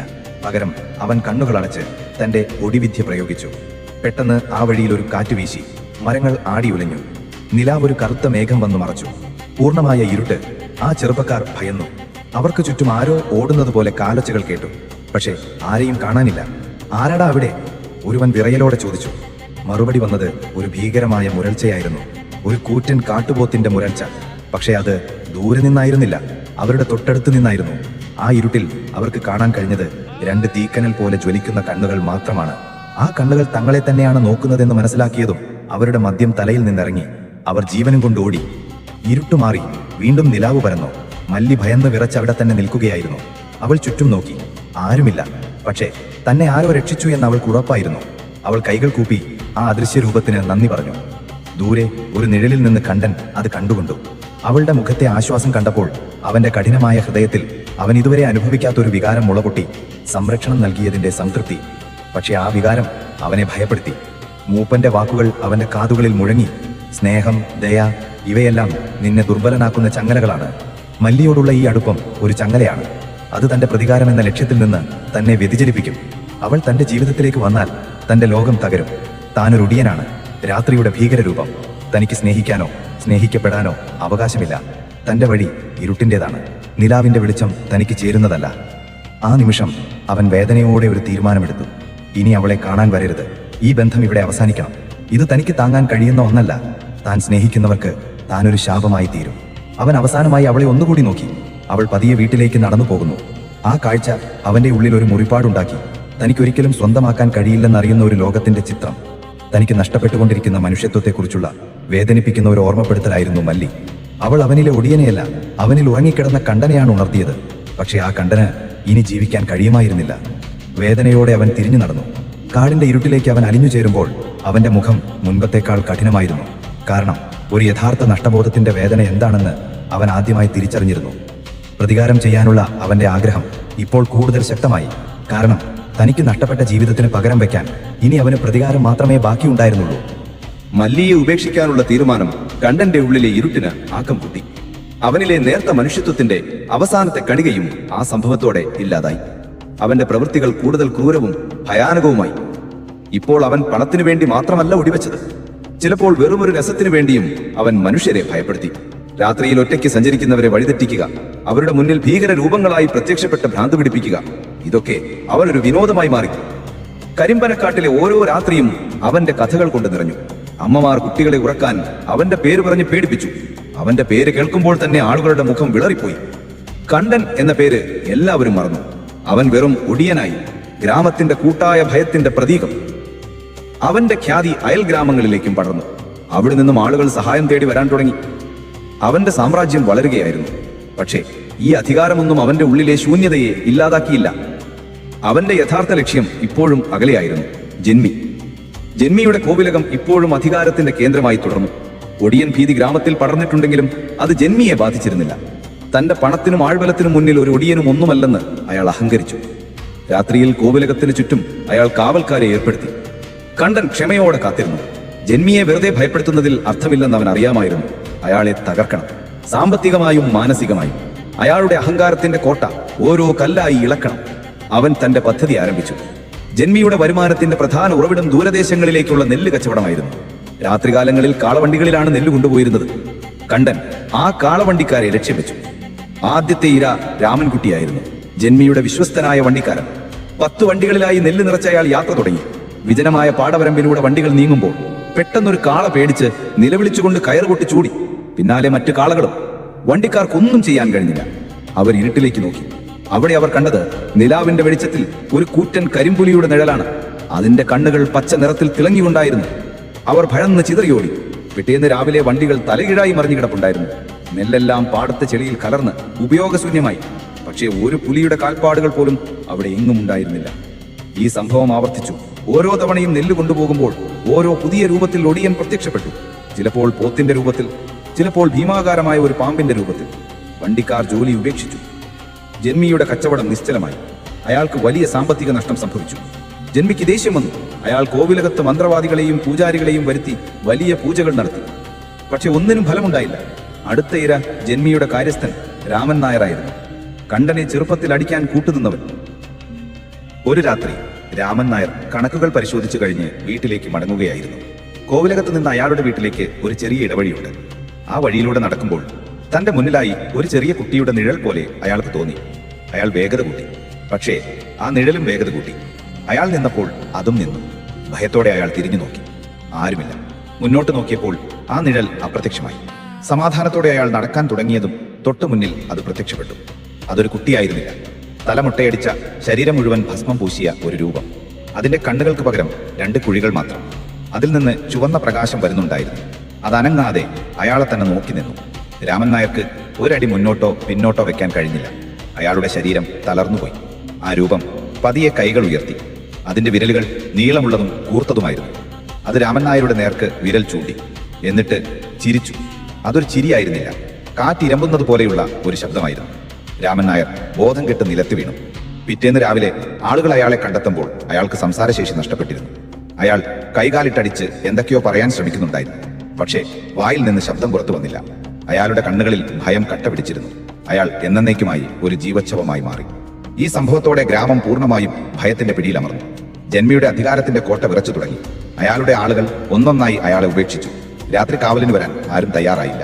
അയാൾ തന്റെ കോവിലകത്ത് തനിച്ചായി. കണ്ടൻ തന്റെ അടുത്ത നീക്കത്തിനായി കാത്തിരുന്നു. ജന്മിയുടെ അഹങ്കാരം തകർന്നിരിക്കുന്നു. ഇനി അയാളുടെ ജീവനാണ് വേണ്ടത്. പക്ഷേ അത് പെട്ടെന്നൊരു കൊലപാതകമാകരുത്. അയാൾ വേദന അനുഭവിക്കണം. താനും തന്റെ കുടുംബവും അനുഭവിച്ച വേദനയുടെ ഒരു അംശമെങ്കിലും അയാളും അറിയണം. മനുഷ്യനും മൃഗവും തമ്മിലുള്ള അതിർവരമ്പുകൾ കണ്ടനിൽ പൂർണ്ണമായും മാഞ്ഞിരുന്നു. അവരിപ്പോൾ ഒരേ സമയം ഒരു വേട്ടക്കാരനും വിധികർത്താവുമായിരുന്നു. കരിമ്പനക്കാടിന്റെ നിയമം അവന്റെ കയ്യിലായി. രാത്രിയുടെ ഇരുട്ടിൽ അവൻ തന്റെ ഇരയെ കാത്തിരുന്നു. അവന്റെ കണ്ണുകളിൽ പ്രതികാരത്തിന്റെ തീ അണയാതെ ജ്വലിച്ചു നിന്നു. അവന്റെ വരവ് ഒരു കാട്ടുതീ പോലെ ഗ്രാമത്തെ വിഴുങ്ങുകയായിരുന്നു. അവന് ഒരു വ്യക്തിയായിരുന്നില്ല. അവൻ ആ നാടിന്റെ ആകെ പേടി സ്വപ്നമായി മാറിയിരുന്നു. ഓരോ നിശ്വാസത്തിലും ഭയം നിറക്കുന്ന രാത്രിയുടെ ഇരുണ്ട ഹൃദയത്തിൽ നിന്ന് ജനിച്ച പേടി സ്വപ്നം. കരിമ്പനക്കാട് വിറങ്ങൽ നിൽക്കുന്ന ഒരു രാത്രിയിൽ കണ്ടൻ തന്റെ പഴയ താവളമായ കാളിമലയിലേക്ക് മടങ്ങി. അവന്റെ മനസ്സിൽ ഒരുതരം അസ്വസ്ഥതയായിരുന്നു. പ്രതികാരത്തിന്റെ പാതയിൽ അവൻ ഒരുപാട് മുന്നോട്ട് പോയിരുന്നു. പക്ഷേ ഓരോ വിജയത്തിന് ശേഷവും അവന്റെ ഉള്ളിലെ ശൂന്യത കൂടുന്നതേ ഉള്ളൂ. അവൻ തേടുന്ന സമാധാനം അവന് ലഭിച്ചിരുന്നില്ല. മൂപ്പനിൽ നിന്ന് ഇതിനൊരു ഉത്തരം കിട്ടുമെന്ന് അവൻ പ്രതീക്ഷിച്ചു. അവൻ മലമുകളിലെ കുടിലെത്തുമ്പോൾ മൂപ്പൻ അവനെയും കാത്തിരിപ്പിലായിരുന്നു. വർഷങ്ങൾ കഴിഞ്ഞിട്ടും അദ്ദേഹത്തിന് ഒരു മാറ്റവും സംഭവിച്ചിരുന്നില്ല. കണ്ടൻ അദ്ദേഹത്തിന്റെ മുന്നിൽ നിന്നു. പക്ഷെ പഴയ ശിഷ്യന്റെ ഭാവമായിരുന്നില്ല അവന്. അവന്റെ കണ്ണുകളിൽ അധികാരത്തിന്റെ ഗർവ്വം നിഴലിച്ചിരുന്നു. നീ ഒരുപാട് മാറിപ്പോയിരിക്കുന്നു. മൂപ്പൻ അവന്റെ കണ്ണുകളിലേക്ക് നോക്കി പറഞ്ഞു. നീ നേടിയെടുത്ത ശക്തി നിന്നെ അന്ധനാക്കിയിരിക്കുന്നു. നീ പ്രതികാരം ചെയ്യാൻ വേണ്ടിയല്ല ഈ വിദ്യ പഠിച്ചത്. നീ നിന്റെ ശത്രുവിനെ ശിക്ഷിച്ചു. ഇനി നിനക്ക് തിരിച്ചു പോകാറായില്ലേ? തിരിച്ചു പോകാനോ? എങ്ങോട്ട്? കണ്ടൻ പുച്ഛത്തോടെ ചിരിച്ചു. എനിക്ക് തിരിച്ചു പോകാൻ ഒരിടവുമില്ല. ഈ ലോകം മുഴുവൻ എന്റെ ശത്രുക്കളാണ്. ദയയില്ലാത്ത ദുർബലരെ ചവിട്ടിമതിക്കുന്ന ലോകം. ഞാനിപ്പോൾ ആ ലോകത്തിന്റെ നിയമം തിരുത്തിയെഴുതുകയാണ്. ഭയത്തിന്റെ നിയമം. ഭയത്തിന്മേൽ പടുത്തുയർത്തുന്ന സാമ്രാജ്യങ്ങൾക്ക് ആയുസ്സില്ല. മൂപ്പന്റെ ശബ്ദം കടുത്തു. നീ ഇപ്പോൾ മനുഷ്യനുമല്ല, മൃഗവുമല്ല. നിന്റെ ആത്മാവ് നഷ്ടപ്പെട്ടിരിക്കുന്നു. നീ ഇപ്പോൾ വെറും ഒരു നിഴലാണ്, മറ്റുള്ളവരുടെ ഭയത്തിൽ ജീവിക്കുന്ന ഒരു നിഴൽ. ഈ വഴി നിന്നെ നയിക്കുന്നത് നാശത്തിലേക്കും പൂർണ്ണമായ ഒറ്റപ്പെടലിലേക്കുമാണ്. നീ ഇപ്പോൾ തന്നെ ഒറ്റയ്ക്കാണ്. നിന്നെ സ്നേഹിക്കാനോ മനസ്സിലാക്കാനോ ആരുമില്ല. മൂപ്പന്റെ വാക്കുകൾ ഒരു ചാട്ടവാറ് പോലെ അവന്റെ മേൽ പതിച്ചു. ഒറ്റപ്പെടൽ. ആ വാക്ക് അവന്റെ ഉള്ളിൽ ഒരു മുറിവുണ്ടാക്കി. മല്ലിയുടെ മുഖം ഒരു മിന്നായം പോലെ അവന്റെ മനസ്സിൽ തെളിഞ്ഞു. സ്നേഹിക്കാൻ കഴിയാതെ താൻ ഉപേക്ഷിച്ച മുഖം. അവൻ ആ ഓർമ്മയെ പെട്ടെന്ന് മനസ്സിൽ നിന്ന് മായ്ച്ചു കളഞ്ഞു. സ്നേഹവും ദയയും ദുർബലരുടെ ആയുധങ്ങളാണ്. കണ്ടൻ പല്ലിറുമ്മി. ഞാൻ ദുർബലനല്ല. എനിക്ക് ആരുടെയും ആവശ്യമില്ല. അങ്ങനെയാണോ നീ കരുതുന്നത്? മൂപ്പൻ എഴുന്നേറ്റു. എങ്കിൽ നീ തെറ്റിദ്ധരിച്ചിരിക്കുന്നു. നീ എത്ര ശക്തനാണെങ്കിലും ഒറ്റയ്ക്ക് നിനക്ക് അതിജീവിക്കാൻ കഴിയില്ല. നീ ഭയപ്പെടുത്തുന്ന അതേ മനുഷ്യർ അവരൊന്നിച്ചാൽ നിന്നേക്കാൾ വലിയ ശക്തിയായി മാറും. ഭയം ഒരു പരിധി കഴിഞ്ഞാൽ ദേഷ്യമായി മാറും. ആ ദേഷ്യം നിന്നെ വേട്ടയാടും. ആരും എന്നെ വേട്ടയാടാൻ ധൈര്യപ്പെടില്ല, കണ്ടൻ അഹങ്കാരത്തോടെ പറഞ്ഞു. സമയം തെളിയിക്കും. മൂപ്പൻ ആകാശത്തേക്ക് നോക്കി. നീ മറന്നുപോയ ഒരു കാര്യമുണ്ട്. ഒടിവിദ്യ ഒരു ശാപമാണ്. അത് ഉപയോഗിക്കും തോറും അത് നിന്റെ ആത്മാവിനെ കാർന്നു തിന്നും. ഒരു ദിവസം നിന്റെ നിയന്ത്രണം നഷ്ടപ്പെടും. നിന്റെ ഉള്ളിലെ മൃഗം നിന്നെ കീഴടക്കും. അന്ന് നീ ശരിക്കും ഒരു മൃഗമായി മാറും. സ്നേഹബന്ധങ്ങൾക്കേ ആ മൃഗത്തെ നിയന്ത്രിക്കാൻ കഴിയൂ. പക്ഷെ നീ ആ ബന്ധങ്ങളെല്ലാം മുറിച്ചെറിഞ്ഞു. നീ നിന്റെ വിധിയെ സ്വയം തിരഞ്ഞെടുത്തിരിക്കുന്നു. അതായിരുന്നു ഗുരുവിന്റെ അവസാനത്തെ മുന്നറിയിപ്പ്. അതിൽ സ്നേഹത്തിന്റെ ഒരു കണിക പോലും ഉണ്ടായിരുന്നില്ല. പകരം ഒരു പിതാവ് തന്റെ വഴിതെറ്റിപ്പോയ മകനോട് സംസാരിക്കുന്നത് പോലുള്ള ഗൗരവവും വേദനയും അതിൽ നിറഞ്ഞിരുന്നു. കണ്ടൻ ഒന്നും മിണ്ടിയില്ല. അവൻ തിരിഞ്ഞു നടന്നു. മലയിറങ്ങുമ്പോൾ ഗുരുവിന്റെ വാക്കുകൾ അവന്റെ കാതുകളിൽ മുഴങ്ങുന്നുണ്ടായിരുന്നു. ഒറ്റപ്പെടൽ, നാശം. അവൻ ആ വാക്കുകളെ പുച്ഛിച്ചു തള്ളി. തനിക്ക് ആരുടെയും മുന്നറിയിപ്പ് ആവശ്യമില്ല. തന്റെ വഴി താൻ തന്നെ തിരഞ്ഞെടുക്കും. അവൻ കരിമ്പനക്കാട്ടിൽ തിരിച്ചെത്തിയപ്പോൾ എന്തോ ഒരു മാറ്റം സംഭവിച്ചതായി അവന് തോന്നി. ഗ്രാമത്തിലെ നിശബ്ദതയ്ക്ക് ഒരു പുതിയ ഭാവം കൈവന്നിരുന്നു. അത് ഭയത്തിന്റെ നിശബ്ദതയായിരുന്നില്ല, മറിച്ച് കൊടുങ്കാട്ടിന് മുൻപുള്ള ശാന്തതയായിരുന്നു. മൂപ്പൻ പറഞ്ഞത് ശരിയായിരുന്നു. ഗ്രാമവാസികളുടെ ഭയം പതിയെ പതിയെ ദേഷ്യത്തിന് വഴിമാറുകയായിരുന്നു. ഒടിയന്റെ ശല്യം അവരുടെ ജീവിതം ദുസ്സഹമാക്കി. രാത്രിയായാൽ പുറത്തിറങ്ങാൻ കഴിയുന്നില്ല. തങ്ങളുടെ പ്രിയപ്പെട്ടവർ ഭ്രാന്തന്മാരാകുന്നു. ഗ്രാമം വിട്ടുപോകുന്നു. എത്ര കാലം ഇത് സഹിക്കും? ഈ മാറ്റത്തിന് പിന്നിൽ ഒരു പുതിയ ശക്തിയുണ്ടായിരുന്നു. ഗ്രാമത്തിലേക്ക് പുതുതായി എത്തിയ ഒരു പ്രമാണി. പേര് ശങ്കരൻ നായർ. അയാൾ ജന്മിയെപ്പോലെ ജനങ്ങളെ ദ്രോഹിക്കുന്നവനല്ല. പക്ഷേ അയാൾക്ക് പണവും ആൾബലവും ഉണ്ടായിരുന്നു. ഒടിഭീതി ഗ്രാമത്തിന്റെ വളർച്ചയെ തടസ്സപ്പെടുത്തുന്നു എന്ന് അയാൾ മനസ്സിലാക്കി. ഈ അദൃശ്യ ശക്തിയെ ഇല്ലാതാക്കിയാൽ ഗ്രാമത്തിന്റെ നിയന്ത്രണം തന്റെ കയ്യിലാകുമെന്നും അയാൾ കണക്കുകൂട്ടി. ശങ്കരൻ നായർ ഗ്രാമവാസികളെ ഒരുമിച്ച് കൂട്ടി. നമ്മൾ എത്ര കാലം ഈ പേടിയിൽ ജീവിക്കും? ഈ ഒടിയനാരാണെങ്കിലും അവനൊരു മനുഷ്യനാണ്. അവനും നമ്മളെപ്പോലെ രക്തവും മാംസവുമുണ്ട്. നമ്മളെല്ലാം ഒന്നിച്ചു നിന്നാൽ അവനെ നമുക്കില്ലാതാക്കാം. നമ്മുടെ ഗ്രാമത്തെ നമുക്ക് രക്ഷിക്കാം. ആദ്യം ആളുകൾ ഭയന്നു. പക്ഷെ ശങ്കരൻ നായരുടെ വാക്കുകൾ അവർക്ക് ധൈര്യം നൽകി. ഭയം കൊണ്ട് മടുത്ത അവർക്ക് അയാളുടെ വാക്കുകൾ ഒരു പ്രതീക്ഷയായി. അവരയാളുടെ പിന്നിൽ അണിനിരക്കാൻ തീരുമാനിച്ചു. രാത്രികളിൽ ഗ്രാമത്തിൽ കാവലേർപ്പെടുത്തി. ചെറുപ്പക്കാർ തീപ്പന്തങ്ങളുമായി കൂട്ടം കൂട്ടമായി ഗ്രാമത്തിൽ റോന്തു ചുറ്റാൻ തുടങ്ങി. അവർ ആയുധങ്ങൾ ശേഖരിച്ചു. കണ്ടൻ തന്റെ ഗുഹയിലിരുന്ന് ഇതെല്ലാം അറിയുന്നുണ്ടായിരുന്നു. അവൻ അവരെ പുച്ഛിച്ചു. കുറെ പുഴുക്കൾ ഒന്നിച്ചുകൂടിയാൽ ഒരു ആനയെ തോൽപ്പിക്കാൻ കഴിയുമോ? അവന്റെ അഹങ്കാരം അവനെ അന്ധനാക്കിയിരുന്നു. ഗുരുവിന്റെ മുന്നറിയിപ്പ് അവൻ മറന്നു. താൻ ഒറ്റയ്ക്കാണെന്നും തന്റെ ശത്രുക്കൾ ഇപ്പോൾ ഒരു വലിയ സൈന്യമായി മാറിയിരിക്കുന്നുവെന്നും അവൻ തിരിച്ചറിഞ്ഞില്ല. അവന്റെ അവസാനത്തെ വേട്ടയ്ക്കുള്ള അരങ്ങ് ഒരുങ്ങുകയായിരുന്നു. പക്ഷെ ഇത്തവണ വേട്ടക്കാരൻ ആരാണെന്നും ഇരയാരാണെന്നും കാലം തീരുമാനിക്കാനിരിക്കുന്നതേ ഉണ്ടായിരുന്നുള്ളൂ. ഗുരുവിന്റെ വാക്കുകൾ ഒരു പ്രവചനം പോലെ കാളിമലയുടെ മുകളിൽ തങ്ങി നിന്നു. അതിന്റെ മാറ്റൊലികൾ കരിമ്പനക്കാട്ടിന്റെ ആകാശത്ത് മുഴങ്ങാൻ തുടങ്ങിയിരുന്നു. നാശത്തിന്റെ കാറ്റ് വീശിത്തുടങ്ങിയിരുന്നു. കരിമ്പനക്കാട്ടിലെ അന്തരീക്ഷം മുമ്പെങ്ങുമില്ലാത്ത വിധം സംഘർഷഭരിതമായിരുന്നു. പകൽ സമയങ്ങളിൽ ഗ്രാമം ശാന്തമായി കാണപ്പെട്ടെങ്കിലും സന്ധ്യ മയങ്ങുന്നതോടെ ആ ശാന്തത വഴിമാറി ഒരു യുദ്ധക്കളത്തിന്റെ പ്രതീതി കൈവന്നു. ശങ്കരൻ നായരുടെ നേതൃത്വത്തിൽ ഗ്രാമത്തിലെ ചെറുപ്പക്കാർ ആയുധങ്ങളുമായി സംഘങ്ങളായി തിരിഞ്ഞ് ഗ്രാമത്തിന്റെ ഓരോ കോണിലും കാവൽ നിന്നു. അവരുടെ കയ്യിലെ തീപ്പന്തങ്ങൾ ഇരുട്ടിനെ കീറിമുറിക്കാൻ ശ്രമിച്ചുകൊണ്ടിരുന്നു. അവരുടെ മുഖങ്ങളിൽ ഭയത്തോടൊപ്പം ഒരു തരം നിശ്ചയദാർഢ്യവും പ്രതിഫലിച്ചു. കണ്ടൻ തന്റെ ഗുഹയിലിരുന്ന് ഇതെല്ലാം വീക്ഷിച്ചു. അവന്റെ ചുണ്ടിൽ ഒരു പുച്ഛച്ചിരി വിരിഞ്ഞു. വിഡ്ഢികൾ തീപ്പന്തം കൊണ്ട് സൂര്യനെ കെടുത്താൻ ശ്രമിക്കുന്നത് പോലെ അവൻ അവരുടെ തയ്യാറെടുപ്പുകളെ നിസാരമായി കണ്ടു. താൻ എന്ന ശക്തിയെക്കുറിച്ച് അവർക്ക് യാതൊരു ധാരണയുമില്ലെന്ന് അവൻ അഹങ്കരിച്ചു. ജന്മി എന്ന തന്റെ പ്രധാന ഇരയെ വേട്ടയാടുന്നതിൽ നിന്ന് ശ്രദ്ധ തിരിക്കാനുള്ള ഒരു തന്ത്രം മാത്രമായിട്ടാണ് അവൻ ഇതിനെ കണ്ടത്. അതേസമയം ശങ്കരൻ നായർ വെറുതെ ആളുകളെ സംഘടിപ്പിക്കുക മാത്രമല്ല ചെയ്തത്. അയാൾ ഒടിവിദ്യയെക്കുറിച്ച് അറിയാവുന്ന പഴയ തലമുറയിലെ ആളുകളെ കണ്ടെത്തി സംസാരിച്ചു. അവരിൽ നിന്ന് അയാൾ ഒരു പ്രധാന വിവരം മനസ്സിലാക്കി. ഒടിയന്മാർക്ക് അസാധാരണമായ കഴിവുകളുണ്ടെങ്കിലും അവർ അമർത്യരല്ല. അവരുടെ ശക്തി കേന്ദ്രീകരിച്ചിരിക്കുന്നത് ഒരു പ്രത്യേക സ്ഥലത്തായിരിക്കും. ഒടിയന്റെ മർമ്മം. സാധാരണ ആയുധങ്ങൾ കൊണ്ട് ആ മർമ്മത്തിൽ ഏൽപ്പിക്കുന്ന മുറിവുകൾ പോലും അവരെ ദുർബലരാക്കും. പക്ഷേ ആ മർമ്മം എവിടെയാണെന്ന് ആർക്കും അറിയുന്നായിരുന്നില്ല. കൂടാതെ ഒടിയന്റെ ശ്രദ്ധ തെറ്റിക്കാൻ കഴിയുന്ന ചില വസ്തുക്കളെക്കുറിച്ചും അയാൾ കേട്ടറിഞ്ഞു. ഗർഭിണിയായ സ്ത്രീയുടെ സാന്നിധ്യം, അല്ലെങ്കിൽ നവജാത ശിശുവിന്റെ കരച്ചിൽ. ഈ ശബ്ദങ്ങൾ ഒടിയന്റെ ഏകാഗ്രതയെ തകർക്കുമെന്നും ആ സമയത്ത് അവരെ കീഴ്പ്പെടുത്താൻ എളുപ്പമാണെന്നും പറയപ്പെടുന്നു. ഈ അറിവുകൾ വെച്ച് ശങ്കരൻ നായർ തന്റെ കെണിയൊരുക്കി. ജന്മിയെ ആക്രമിക്കാൻ ഒടിയൻ എന്തായാലും വരുമെന്ന് അയാൾക്ക് ഉറപ്പായിരുന്നു. അതുകൊണ്ട് അയാൾ ജന്മിയുടെ കോവിലകം ഒരു കെണിയായി ഉപയോഗിക്കാൻ തീരുമാനിച്ചു. ഒരു രാത്രി കണ്ടൻ തന്റെ അവസാനത്തെ ആക്രമണത്തിന് തയ്യാറായി. ജന്മിയെ എന്നേക്കുമായി ഇല്ലാതാക്കാനുള്ള രാത്രി. അവൻ പതിവ് പോലെ തന്റെ ശരീരത്തിൽ ഓട്ടുപുല്ലിന്റെ സത്തു പുരട്ടി. അവന്റെ ശരീരം ഇരുട്ടിൽ അലിഞ്ഞു ചേരാൻ തുടങ്ങി. അവൻ ഗുഹയിൽ നിന്ന് പുറത്തിറങ്ങി ഒരു നിഴൽ പോലെ കോവിലകത്തെ ലക്ഷ്യമാക്കി നീങ്ങി. അവൻ കോവിലകത്തിനടുത്തെത്തിയപ്പോൾ അവൻ ഒരു അസ്വാഭാവികത തോന്നി. പതിവുള്ള കാവൽക്കാരെ ആരെയും പുറത്ത് കാണാനില്ല. കോവിലകം നിശബ്ദമായിരുന്നു. ഇതൊരു കെണിയാണെന്ന് അവന്റെ ഉള്ളിലെ മൃഗം മുന്നറിയിപ്പ് നൽകി. പക്ഷെ അവന്റെ അഹങ്കാരം ആ മുന്നറിയിപ്പിനെ അവഗണിച്ചു. അവർ തന്നെ ഭയന്ന് ഒളിച്ചിരിക്കുകയാണെന്ന് അവൻ കരുതി. അവൻ ശബ്ദമുണ്ടാക്കാതെ കോവിലകത്തിന്റെ മതിൽ ചാടിക്കടന്നു. മുറ്റത്താരുമില്ല. അവൻ ജന്മിയുടെ കിടപ്പിന മുറിയുടെ ജനലിനടുത്തേക്ക് നീങ്ങി. ജനൽ പാതി തുറന്നിരുന്നു. അകത്ത് മങ്ങിയ വെളിച്ചത്തിൽ ജന്മി കട്ടിലിൽ കിടക്കുന്നത് അവൻ കണ്ടു. ഒറ്റയ്ക്ക്. ഇതാണ് അവസരം. കണ്ടൻ തന്റെ രൂപം മാറാൻ തുടങ്ങി. അവന്റെ മനസ്സിൽ ഒരു കൂറ്റൻ കാട്ടുപോത്തിന്റെ രൂപം തെളിഞ്ഞു. അവന്റെ ശരീരം ആ സങ്കല്പത്തിനനുസരിച്ച് പ്രവർത്തിക്കാൻ തുടങ്ങി. അവൻ ആ ജനലിലൂടെ അകത്തേക്ക് ചാടാൻ തയ്യാറെടുത്തു. അപ്പോഴാണ് അത് സംഭവിച്ചത്. കോവിലകത്തിന്റെ മറ്റേതോ മുറിയിൽ നിന്ന് ഒരു കുഞ്ഞിന്റെ നേർത്ത കരച്ചിൽ കേട്ടു. ആ ശബ്ദം കേട്ടതും കണ്ടന്റെ ഏകാഗ്രത ഒരു നിമിഷം പാളി. അവന്റെ ഉള്ളിലെ മൃഗം ഒന്ന് പതറി. ശങ്കരൻ നായർ ഒരുക്കിയ കെണിയുടെ ആദ്യ ഭാഗമായിരുന്നു അത്. ഗ്രാമത്തിലെ ഒരു നവജാത ശിശുവിനെയും അമ്മയെയും അയാൾ രഹസ്യമായി കോവിലകത്ത് പാർപ്പിച്ചിരുന്നു. ആ പതർച്ചയിൽ നിന്ന് മുക്തനാകുന്നതിന് മുൻപ് കോവിലകത്തിന്റെ മുറ്റത്തൊളിച്ചിരുന്ന ആളുകൾ തീപ്പന്തങ്ങളുമായി 4 ഭാഗം നിന്നും അവന് നേരെ പാഞ്ഞെടുത്തു. അവരുടെ കയ്യിൽ വാളുകളും കുന്തങ്ങളും ഉണ്ടായിരുന്നു. കണ്ടൻ ഞെട്ടി. അവൻ ഇങ്ങനെയൊന്നും പ്രതീക്ഷിച്ചിരുന്നില്ല. അവൻ പെട്ടെന്ന് തന്റെ പോത്തിന്റെ രൂപത്തിൽ നിന്ന് യഥാർത്ഥ രൂപത്തിലേക്ക് മടങ്ങാൻ ശ്രമിച്ചു. പക്ഷെ കുഞ്ഞിന്റെ കരച്ചിൽ അവന്റെ മനസ്സിനെ അലട്ടിക്കൊണ്ടിരുന്നു. രൂപമാറ്റം പൂർണ്ണമായില്ല. അവൻ മനുഷ്യനും മൃഗത്തിനും ഇടയിലുള്ള ഒരു വിചിത്രമായ രൂപമായി മാറി. അവനെ വലയൂ, രക്ഷപ്പെടാൻ അനുവദിക്കരുത്, ശങ്കരൻ നായർ അലറി. ഗ്രാമവാസികൾ അവനെ വലഞ്ഞു. അവരുടെ കണ്ണിൽ ഭയമുണ്ടായിരുന്നെങ്കിലും അതിലുപരി ദേഷ്യവും ഒരുമയുടെ ശക്തിയും ഉണ്ടായിരുന്നു. അവർ അവന് നേരെ ആയുധങ്ങൾ വീശി. കണ്ടൻ ഒരു മുറിവേറ്റ മൃഗത്തെ പോലെ അലറി. അവൻ അവരെ ആക്രമിക്കാൻ ശ്രമിച്ചു. അവന്റെ അസാമാന്യമായ വേഗതയും ശക്തിയും കൊണ്ട് അവൻ കുറച്ചുപേരെ നിലത്ത് വീഴ്ത്തി. പക്ഷെ അവർ ഒരുപാട് പേരുണ്ടായിരുന്നു. ഒരാൾ വീഴുമ്പോൾ മറ്റൊരാൾ ആ സ്ഥാനം ഏറ്റെടുത്തു. അതൊരു യുദ്ധം പോലെയായിരുന്നു. ഇരുട്ടിന്റെ രാജാവും വെളിച്ചം തേടുന്ന മനുഷ്യരും തമ്മിലുള്ള യുദ്ധം. കണ്ടന്റെ ശരീരത്തിൽ ചെറിയ മുറിവുകൾ വീണു തുടങ്ങി. ഓരോ മുറിവും അവനെ കൂടുതൽ ദുർബലനാക്കിയില്ലെങ്കിലും മറിച്ച് കൂടുതൽ ക്രുദ്ധനാക്കി. അവന്റെ നിയന്ത്രണം നഷ്ടപ്പെടുകയായിരുന്നു.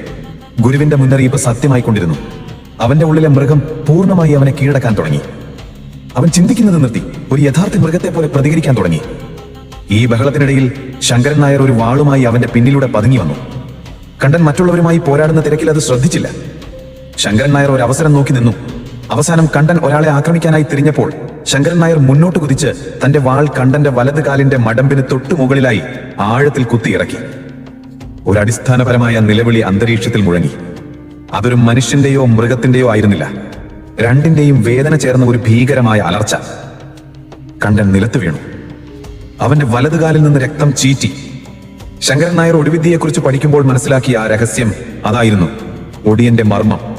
അസാധാരണമായ വഴക്കവും വേഗതയും നൽകുന്ന ആ മർമ്മസ്ഥാനത്തേൽക്കുന്ന മുറിവ് അവരുടെ ശക്തിയെ ചോർത്തിക്കളയും. കണ്ടൻ വേദന കൊണ്ട് പുറഞ്ഞു. അവന്റെ ശക്തി ചോർന്നു പോകുന്നത് അവൻ അറിഞ്ഞു. അവന്റെ കണ്ണുകളിലെ തീക്ഷ്ണത കുറഞ്ഞു. അവൻ എഴുന്നേൽക്കാൻ ശ്രമിച്ചെങ്കിലും കാല് നിലത്ത് കുത്താൻ കഴിഞ്ഞില്ല. ഗ്രാമവാസികൾ അവനെ വീണ്ടും വലഞ്ഞു. അവരുടെ മുഖത്ത് ഇപ്പോൾ ഭയമില്ലായിരുന്നു, വിജയികളുടെ ഭാവമായിരുന്നു. വേട്ടക്കാരൻ ഇരയായി മാറിയിരിക്കുന്നു. വേദന കൊണ്ട് പുളഞ്ഞുകൊണ്ട് കണ്ടൻ നിലത്ത് കിടന്നു. അവന്റെ വലതുകാലിൽ നിന്ന് രക്തം ഒരു ചെറിയ അരുവി പോലെ ഒഴുകി പരക്കുന്നുണ്ടായിരുന്നു. ആ രക്തത്തിനൊപ്പം അവന്റെ ശക്തിയും ജീവനും ചോർന്നു പോകുന്നത് പോലെ അവന് തോന്നി. ചുറ്റും നിൽക്കുന്ന ഗ്രാമവാസികളുടെ മുഖത്തേക്ക് അവൻ നോക്കി. ഇന്നലെ വരെ തന്നെ ഭയന്നു വിറച്ചിരുന്ന ആ മുഖങ്ങളിൽ ഇപ്പോൾ വിജയത്തിന്റെ ഗർവവും പ്രതികാരത്തിന്റെ ആവേശവുമായിരുന്നു. തീപ്പന്തങ്ങളുടെ വെളിച്ചത്തിൽ അവരുടെ നിഴലുകൾ ഭീമാകാരങ്ങളായി നിലത്ത് നൃത്തം ചെയ്തു. ഇവൻ തീർന്നു. കൂട്ടത്തിൽ നിന്ന് ഒരാൾ ആർത്തു വിളിച്ചു, ഇനി ഇവനെ എന്തു ചെയ്യണം? കൊന്നുകളയണം. നമ്മുടെ ഉറക്കം കെടുത്തിയ ചെകുത്താനാണിത്. മറ്റൊരാൾ ദേഷ്യത്തോടെ പറഞ്ഞു. ശങ്കരൻ നായർ മുന്നോട്ട് വന്നു. അവൻ കണ്ടന്റെ അരികിൽ മുട്ടുകുത്തി നിന്നു. അവന്റെ മുഖത്ത് വിജയത്തിന്റെ പുഞ്ചിരി ഉണ്ടായിരുന്നു. അത്ര പെട്ടെന്ന് കൊല്ലരുത്. ഇവൻ അനുഭവിപ്പിക്കണം. നമ്മുടെ ഗ്രാമം അനുഭവിച്ച വേദന ഇവനും അറിയണം. അയാൾ ചുറ്റുമുള്ളവരോട് അവനെ കെട്ടിയിടാൻ ആജ്ഞാപിച്ചു. അവർ കയറുകളുമായി അവന്റെ അടുത്തേക്ക് വന്നു. കണ്ടൻ അവസാനമായി ഒന്ന് കുതറാൻ ശ്രമിച്ചു. പക്ഷേ അവന്റെ ശരീരം അവനെ അനുസരിച്ചില്ല. മർമ്മത്തിലേറ്റ മുറിവ് അവന്റെ നാഡീവ്യൂഹത്തെ തളർത്തിയിരുന്നു. അവരവനെ കയറുകൊണ്ട് വരിഞ്ഞു മുറുക്കി, ഒരു മൃഗത്തെ കെട്ടിയിടുന്നത് പോലെ. അവനെ അവിടെ നിന്ന് വലിച്ചിഴച്ച് അവർ കോവിലകത്തിന്റെ മുറ്റത്തുള്ള ഒരു തൂണിൽ കെട്ടിയിട്ടു. ജന്മി ഭയന്നു വിറച്ച തന്റെ മുറിയുടെ വാതിൽക്കൽ നിന്ന് ഇതെല്ലാം കാണുന്നുണ്ടായിരുന്നു. വർഷങ്ങളായി താൻ ഭയന്നിരുന്ന രൂപം നിസ്സഹായനായി കെട്ടിവരിയപ്പെട്ട് കിടക്കുന്നത് കണ്ടപ്പോൾ അയാളുടെ മുഖത്ത് ഒരുതരം ആശ്വാസം നിറഞ്ഞു. ഗ്രാമവാസികൾ അവന്റെ ചുറ്റും കൂടി. അവരവനെ പരിഹസിച്ചു. അവന്റെ നേരെ തുപ്പി, കല്ലെറിഞ്ഞു. ഓരോ ഏറും ഓരോ പരിഹാസവും അവന്റെ ശരീരത്തിലല്ല, ആത്മാവിലാണ് കൊണ്ടത്. വർഷങ്ങൾക്ക് മുമ്പ് ജന്മിയുടെ കോവിലകത്ത് വെച്ച് താൻ അനുഭവിച്ച അതേ അപമാനം. കാലം എത്ര വിചിത്രമായാണ് കണക്കുകൾ തീർക്കുന്നത്. അന്ന് താനായിരുന്നു ഇര, ഇന്ന് വീണ്ടും താൻ ഇരയായിരിക്കുന്നു. പക്ഷെ ഇന്ന് തന്റെ കൂടെ കരയാൻ ഒരമ്മയില്ല. അവന്റെ ബോധം പതിയെ മറയാൻ തുടങ്ങി. വേദനയും രക്തം നഷ്ടപ്പെട്ടതിന്റെ ക്ഷീണവും അവനെ കീഴടക്കി. അവന്റെ മനസ്സിൽ ചിത്രങ്ങൾ മിന്നിമറിഞ്ഞു. കാളിമലയിലെ മൂപ്പന്റെ മുഖം, അദ്ദേഹത്തിന്റെ അവസാനത്തെ മുന്നറിയിപ്പ്, ഒറ്റപ്പെടൽ, നാശം. ആ വാക്കുകൾ എത്ര സത്യമായിരുന്നു. മല്ലിയുടെ മുഖം അവന്റെ മനസ്സിൽ തെളിഞ്ഞു. അവൾ പാട്ടുപാടിക്കൊണ്ട് നൂൽ നൂൽക്കുന്ന ചിത്രം, ആ നിഷ്കളങ്കമായ പുഞ്ചിരി. ഒരുപക്ഷെ അന്ന് താൻ ആ വഴി തിരഞ്ഞെടുത്തിരുന്നെങ്കിൽ, സ്നേഹത്തിന്റെ വഴി. പക്ഷേ ഒരു പക്ഷേ എന്ന വാക്കിനിപ്പോൾ എന്തർത്ഥമാണുള്ളത്? അവന്റെ കാഴ്ച മങ്ങി. തീപ്പന്തങ്ങളുടെ വെളിച്ചം അവ്യക്തമായി. ആളുകളുടെ ശബ്ദം ദൂരെ എവിടെയോ ആണെന്ന് തോന്നി. മരണം തന്നെ പുൽകാൻ വരികയാണെന്ന് അവൻ തിരിച്ചറിഞ്ഞു. അവൻ കണ്ണുകൾ അടച്ചു. പെട്ടെന്ന് ആൾക്കൂട്ടത്തിനിടയിൽ നിന്ന് ഒരു ശബ്ദമുയർന്നു. നിൽക്കൂ! എല്ലാവരും ആ ശബ്ദം കേട്ട ദിക്കിലേക്ക് നോക്കി. ആൾക്കൂട്ടത്തെ വകയുമായി മാറി മല്ലി മുന്നോട്ട് വന്നുകൊണ്ടിരുന്നു. അവരുടെ കയ്യിൽ ഒരു ചെറിയ മൺചരാത്തിൽ വിളക്ക് കത്തിക്കൊണ്ടിരിക്കുന്നു. അവരുടെ മുഖത്ത് ഭയമായിരുന്നില്ല, ഒരുതരം ദുഃഖവും നിശ്ചയദാർഢ്യവുമായിരുന്നു. അവൾ നേരെ കണ്ടന്റെ അടുത്തേക്ക് വന്നു. അവൾ അവന്റെ മുഖത്തേക്ക് നോക്കി. രക്തത്തിൽ കുടിച്ച് അർദ്ധബോധാവസ്ഥയിൽ കിടക്കുന്ന ആ രൂപത്തെ അവൾ ഒരു നിമിഷം നോക്കി നിന്നു. അവളുടെ കണ്ണുകൾ നിറഞ്ഞു. നിങ്ങളായിരുന്നല്ലേ? നേരത്തെ ശബ്ദത്തിൽ അവൾ ചോദിച്ചു. എന്നെ അന്ന് രക്ഷിച്ചത്. കണ്ടൻ പ്രയാസപ്പെട്ട് കണ്ണു തുറന്നു. മല്ലി, അവൾ എന്തിനിവിടെ വന്നു? അവൻ എന്തെങ്കിലും പറയാൻ ശ്രമിച്ചെങ്കിലും നാവ് വഴങ്ങിയില്ല. മല്ലി ശങ്കരൻ നായരുടെ നേരെ തിരിഞ്ഞു. ഇദ്ദേഹത്തെ വെറുതെ വിടണം. അവളുടെ വാക്കുകൾ കേട്ട് എല്ലാവരും ഞെട്ടി. എന്താ മല്ലി നീ പറയുന്നത്? ഇവൻ നമ്മുടെ ഗ്രാമം നശിപ്പിച്ചവനാണ്. ശങ്കരൻ നായർ ദേഷ്യത്തോടെ പറഞ്ഞു. അതെ, പക്ഷെ ഇവൻ എന്നെ രക്ഷിച്ചിട്ടുണ്ട്. ഒരു നന്മയെങ്കിലും ചെയ്തവനെ ഇങ്ങനെ കൊല്ലുന്നത് ശരിയാണോ? അവളുടെ ശബ്ദം ഇടറിയിരുന്നു. ഇവനെ നിയമത്തിന് വിട്ടുകൊടുക്കാം, കൊല്ലാതെ. നിയമമോ? ഈ ചെകുത്താന് എന്ത് നിയമം? കൂട്ടത്തിൽ നിന്ന് ആരോ വിളിച്ചു പറഞ്ഞു. അവൾ കണ്ടന്റെ മുന്നിൽ മുട്ടുകുത്തി. അവന്റെ മുറിഞ്ഞ കാലിലേക്ക് നോക്കി തന്റെ സാരിയുടെ തുമ്പുകൊണ്ട് അവൾ ആ മുറിവ് കെട്ടാൻ ശ്രമിച്ചു. ആ സ്പർശനമേറ്റപ്പോൾ വർഷങ്ങൾക്ക് ശേഷം ആദ്യമായി കണ്ടന്റെ ശരീരത്തിലൂടെ ഒരു നേർത്ത ആശ്വാസം അരിച്ചു കയറി. അവന്റെ കല്ലുപോലുള്ള ഹൃദയത്തിൽ നിന്ന് ഒരു തുള്ളി കണ്ണുനീർ അടർന്നു വീണു. അത് പശ്ചാത്താപത്തിൻ്റെതായിരുന്നുവോ അതോ നഷ്ടബോധത്തിൻ്റെതായിരുന്നുവോ? അവന്റെ കണ്ണുകളിലേക്ക് നോക്കി അവൾ പറഞ്ഞു, നിങ്ങൾ പേടിക്കണ്ട, ഞാൻ നിങ്ങളെ രക്ഷിക്കും. ആ വാക്കുകൾ, ആ ദയ, അതാണ് അവന് താങ്ങാൻ കഴിയാഞ്ഞത്. ശത്രുക്കളുടെ ക്രൂരതയേക്കാൾ അവനെ വേദനിപ്പിച്ചത് അവളുടെ സ്നേഹമായിരുന്നു. ഇല്ല, അവൾ കാരണം താൻ ദുർബലനാകരുത്.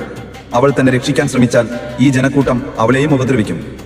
താൻ കാരണം അവൾക്കൊരു അപകടം വരുന്നത് അവന് ചിന്തിക്കാൻ പോലും കഴിഞ്ഞില്ല. അവന്റെ ഉള്ളിൽ അവശേഷിച്ച അവസാനത്തെ ശക്തിയും അവൻ സംഭരിച്ചു. അവന്റെ കണ്ണുകൾ വീണ്ടും ചുവന്നു. അവന്റെ മുഖത്ത് വീണ്ടും ആ മൃഗീയമായ ഭാവം നിറഞ്ഞു. അവൻ പല്ലുകൾ ഞെരിച്ച് ഒരു ഭീകരമായ ശബ്ദമുണ്ടാക്കി. മാറിപ്പോ! അവൻ അലറി.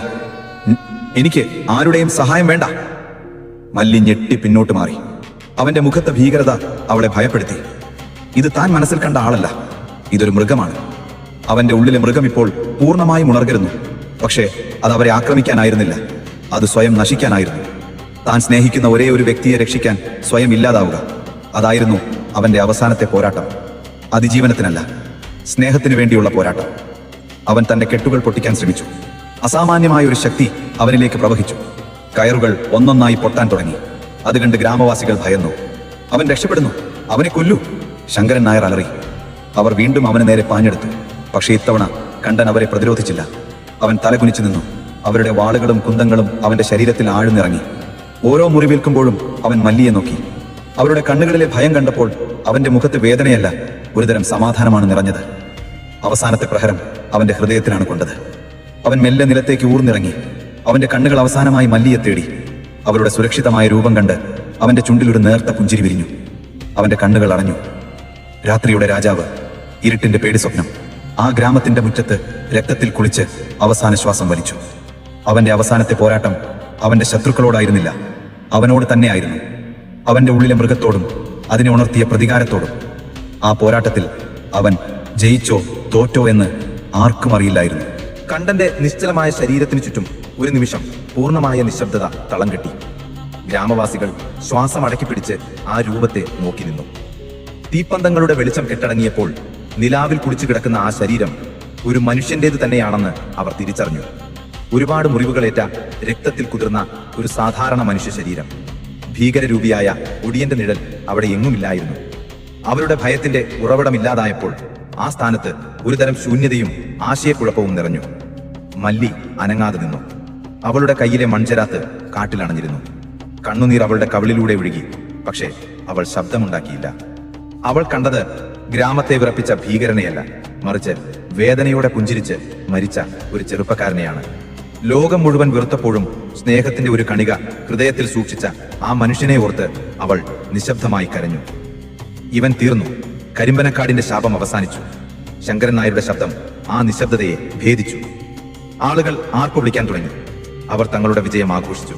പക്ഷേ ആ ആഘോഷത്തിനിടയിലും അവർ ആ ശരീരത്തെ ഭയത്തോടെ നോക്കി. ഈ ശരീരം ഇവിടെ കിടന്നാൽ ആത്മാവിന് ശാന്തി കിട്ടില്ല. ഇത് ഗ്രാമത്തിൽ അലഞ്ഞു തിരിയും. കൂട്ടത്തിൽ ഒരു വൃദ്ധൻ പറഞ്ഞു, ഇതിനെ ദഹിപ്പിക്കണം, ഗ്രാമത്തിൽ നിന്നകലെ കാടിന്റെ ഹൃദയത്തിൽ വെച്ച്. ആരും അതിനെ എതിർത്തില്ല. ആ ശരീരത്തെ എത്രയും പെട്ടെന്ന് ഒഴിവാക്കണമെന്ന് എല്ലാവരും ആഗ്രഹിച്ചു. അവർ കണ്ടന്റെ ശരീരം ഒരു മുളന്തണ്ടൽ കെട്ടി തീപ്പന്തങ്ങളുടെ വെളിച്ചത്തിൽ കാടിന്റെ ഉള്ളിലേക്ക് കൊണ്ടുപോയി. മല്ലി ദൂരെ നിന്ന് ആ കാഴ്ച നോക്കി നിന്നു. ഗ്രാമത്തിന്റെ ഭയം ഇല്ലാതാക്കാൻ അവർ കൊണ്ടുപോകുന്നത് തന്റെ രക്ഷകനെയാണെന്ന് അവൾക്ക് മാത്രം അറിയാമായിരുന്നു. കാടിന്റെ ഹൃദയഭാഗത്ത് വെച്ച് അവരാ ശരീരം ദഹിപ്പിച്ചു. തീനാളങ്ങൾ ആകാശത്തേക്ക് ഉയരുമ്പോൾ കണ്ടൻ എന്ന മനുഷ്യന്റെ അവസാനത്തെ അടയാളവും ആ ചാരത്തിൽ അലിഞ്ഞു ചേർന്നു. അടുത്ത ദിവസം മുതൽ കരിമ്പനക്കാട് പതിയെ പതിയെ സാധാരണ ജീവിതത്തിലേക്ക് മടങ്ങി വരാൻ തുടങ്ങി. രാത്രികൾക്ക് ഇനി ഭയത്തിന്റെ കനമുണ്ടായിരുന്നില്ല. കുട്ടികൾ സന്ധ്യ മയങ്ങിയ ശേഷവും മുറ്റത്ത് കളിച്ചു. ആളുകൾക്ക് ഒറ്റയ്ക്ക് യാത്ര ചെയ്യാൻ ഭയമില്ലാതായി. ശങ്കരൻ നായർ ഗ്രാമത്തിന്റെ പുതിയ നായകനായി. അയാളുടെ അധികാരമുറച്ചു. ജന്മിയാകട്ടെ തന്റെ കോവിനകത്ത് പുറം ലോകവുമായി ബന്ധമില്ലാതെ ഒരു ഭ്രാന്തനെ പോലെ ശിഷ്ടകാലം ജീവിച്ചു തീർത്തു. കാലം കടന്നുപോയി. വർഷങ്ങൾ ഋതുക്കളായി കൊഴിഞ്ഞു വീണു. കണ്ടനെ നേരിൽ കണ്ട തലമുറ മണ്ണോട് ചേർന്നു. പക്ഷേ അവന്റെ കഥ മരിച്ചില്ല. അത് തലമുറകളിലൂടെ കൈമാറ്റം ചെയ്യപ്പെട്ടു. പക്ഷേ ഓരോ കൈമാറ്റത്തിലും കഥയുടെ രൂപം മാറി. കണ്ടൻ എന്ന പാവപ്പെട്ട ബാലന്റെ കഥ, അവന്റെ വേദന, അവന്റെ പ്രതികാരം, മല്ലിയോടുള്ള അവന്റെ പറയാത്ത പ്രണയം എല്ലാം ആ കഥയിൽ നിന്ന് മാഞ്ഞുപോയി. പകരം ഒരു പുതിയ കഥ ജനിച്ചു. ഭീകരരൂപിയായ മനുഷ്യരക്തം കുടിക്കുന്ന, ഇഷ്ടമുള്ള രൂപം മാറാൻ കഴിവുള്ള ഒരു ചെകുത്താന്റെ കഥ. കരിമ്പനക്കാടിന്റെ രാത്രികളിൽ പതിയോ നിൽക്കുന്ന ഉടിയന്റെ കഥ. മല്ലി വിവാഹം കഴിക്കാതെ ഒറ്റയ്ക്ക് ജീവിച്ചു. അവൾ നെയ്തു, പാട്ടുപാടി. പക്ഷേ അവളുടെ കണ്ണുകളിൽ എപ്പോഴും ഒരു വിഷാദം തങ്ങി നിന്നിരുന്നു. ഗ്രാമം മുഴുവൻ ഭയക്കുന്ന ഒടിയന്റെ കഥ കേൾക്കുമ്പോൾ അവൾ മാത്രം ആരും കാണാതെ പുഞ്ചിരിക്കും. കാരണം ആ ഭീകരരൂപിയുടെ ഉള്ളിലെ മനുഷ്യനെ കണ്ട ഒരേയൊരാൾ അവളായിരുന്നു. അവളുടെ ഓർമ്മകളിൽ അവനൊരു ഭീകരനായിരുന്നില്ല, ഒരു ദുരന്ത നായകനായിരുന്നു. അങ്ങനെ കണ്ടൻ എന്ന ഒടിയന്റെ കഥ കരിമ്പനക്കാടിന്റെ ഒരു ഭാഗമായി മാറി. അതൊരു ചരിത്രമായിരുന്നില്ല, ഒരു നാടോടി കഥയായിരുന്നു. രാത്രിയിൽ പുറത്തിറങ്ങുന്ന കുട്ടികളെ പേടിപ്പിക്കാൻ അമ്മമാർ പറയുന്ന കഥ. കരിമ്പനകളിൽ കാറ്റുപിടിക്കുമ്പോൾ കേൾക്കുന്ന ശബ്ദം ഒടിയന്റെ തേങ്ങലാണെന്ന് ആളുകൾ വിശ്വസിച്ചു. അമാവാസി രാത്രികളിൽ പാടവരമ്പത്ത് കാണുന്ന മിന്നാമിനുങ്ങുകളുടെ വെട്ടം ഒടിയന്റെ കണ്ണുകളാണെന്ന് അവർ ഭയന്നു. കണ്ടൻ എന്ന മനുഷ്യൻ പൂർണ്ണമായും പരാജയപ്പെട്ടു. പക്ഷേ ഒടിയൻ എന്ന ഇതിഹാസം ജനിച്ചു. അവൻ ആഗ്രഹിച്ച അധികാരം അവന് ലഭിച്ചില്ല. പക്ഷെ അവൻ ഭയന്ന ഒറ്റപ്പെടൽ അവനൊരു അമരത്വം നൽകി. അവൻ കരിമ്പനക്കാടിന്റെ ഇരുട്ടിൽ അലിഞ്ഞു ചേർന്നു. ഒരു കഥയായി, ഒരു ഓർമ്മയായി, ഒരു പേടി സ്വപ്നമായി. അവൻ എന്നേക്കുമായി ആ ഗ്രാമത്തിന്റെ രാത്രികളുടെ ഭാഗമായി മാറി. രാത്രിയുടെ നിശബ്ദതയിൽ കരിമ്പനക്കാട്ടിലെ കാറ്റിപ്പോഴും കഥകൾ പറയുന്നു. അത് പ്രതികാരത്തിന്റെ കഥയാണ്, നഷ്ടപ്രണയത്തിന്റെ കഥയാണ്, അധികാരമോഹത്തിന്റെ കഥയാണ്. കണ്ടൻ എന്ന മനുഷ്യൻ വേദനയിൽ നിന്ന് ശക്തി തേടി. പക്ഷെ ആ ശക്തി അവനെ തന്നെ വിഴുങ്ങി. അവനൊരു പേടി സ്വപ്നമായി മാറാൻ ആഗ്രഹിച്ചു. ഒടുവിൽ അവനൊരു കഥയായി മാറി. അവന്റെ പേര് കാലത്തിന്റെ കുത്തൊഴുക്കിൽ മാഞ്ഞുപോയി. പക്ഷേ ഉടിയൻ എന്ന ആശയം ഗ്രാമത്തിന്റെ ഓർമ്മകളിൽ ജീവിക്കുന്നു. ഓരോ കരിമ്പനയോല കാറ്റിലാടുമ്പോഴും അതാ പഴയ കഥയുടെ ഏടുകൾ മറിക്കുന്നത് പോലെ തോന്നാം. ആ ഇരുണ്ട വഴിയിലൂടെ നടന്നയാളുടെ നിശ്വാസം പോലെ. അവൻ തേടിയത് അധികാരമായിരുന്നു, പക്ഷെ അവശേഷിച്ചത് ഒരു താക്കീതാണ്. മനുഷ്യൻ മൃഗമാകുമ്പോൾ കഥകൾ പോലും ഭീകരരൂപികളായി മാറും. കരിമ്പനക്കാടിപ്പോൾ ശാന്തമായി ഉറങ്ങുന്നു, പക്ഷെ അതിന്റെ നിശബ്ദതയുടെ ആഴങ്ങളിൽ ഒരു ഒടിയൻ എപ്പോഴും പതിയിരിപ്പുണ്ട്. ഒരു നാടോടിക്കഥയുടെ ഒരിക്കലും മരിക്കാത്ത ആത്മാവായി.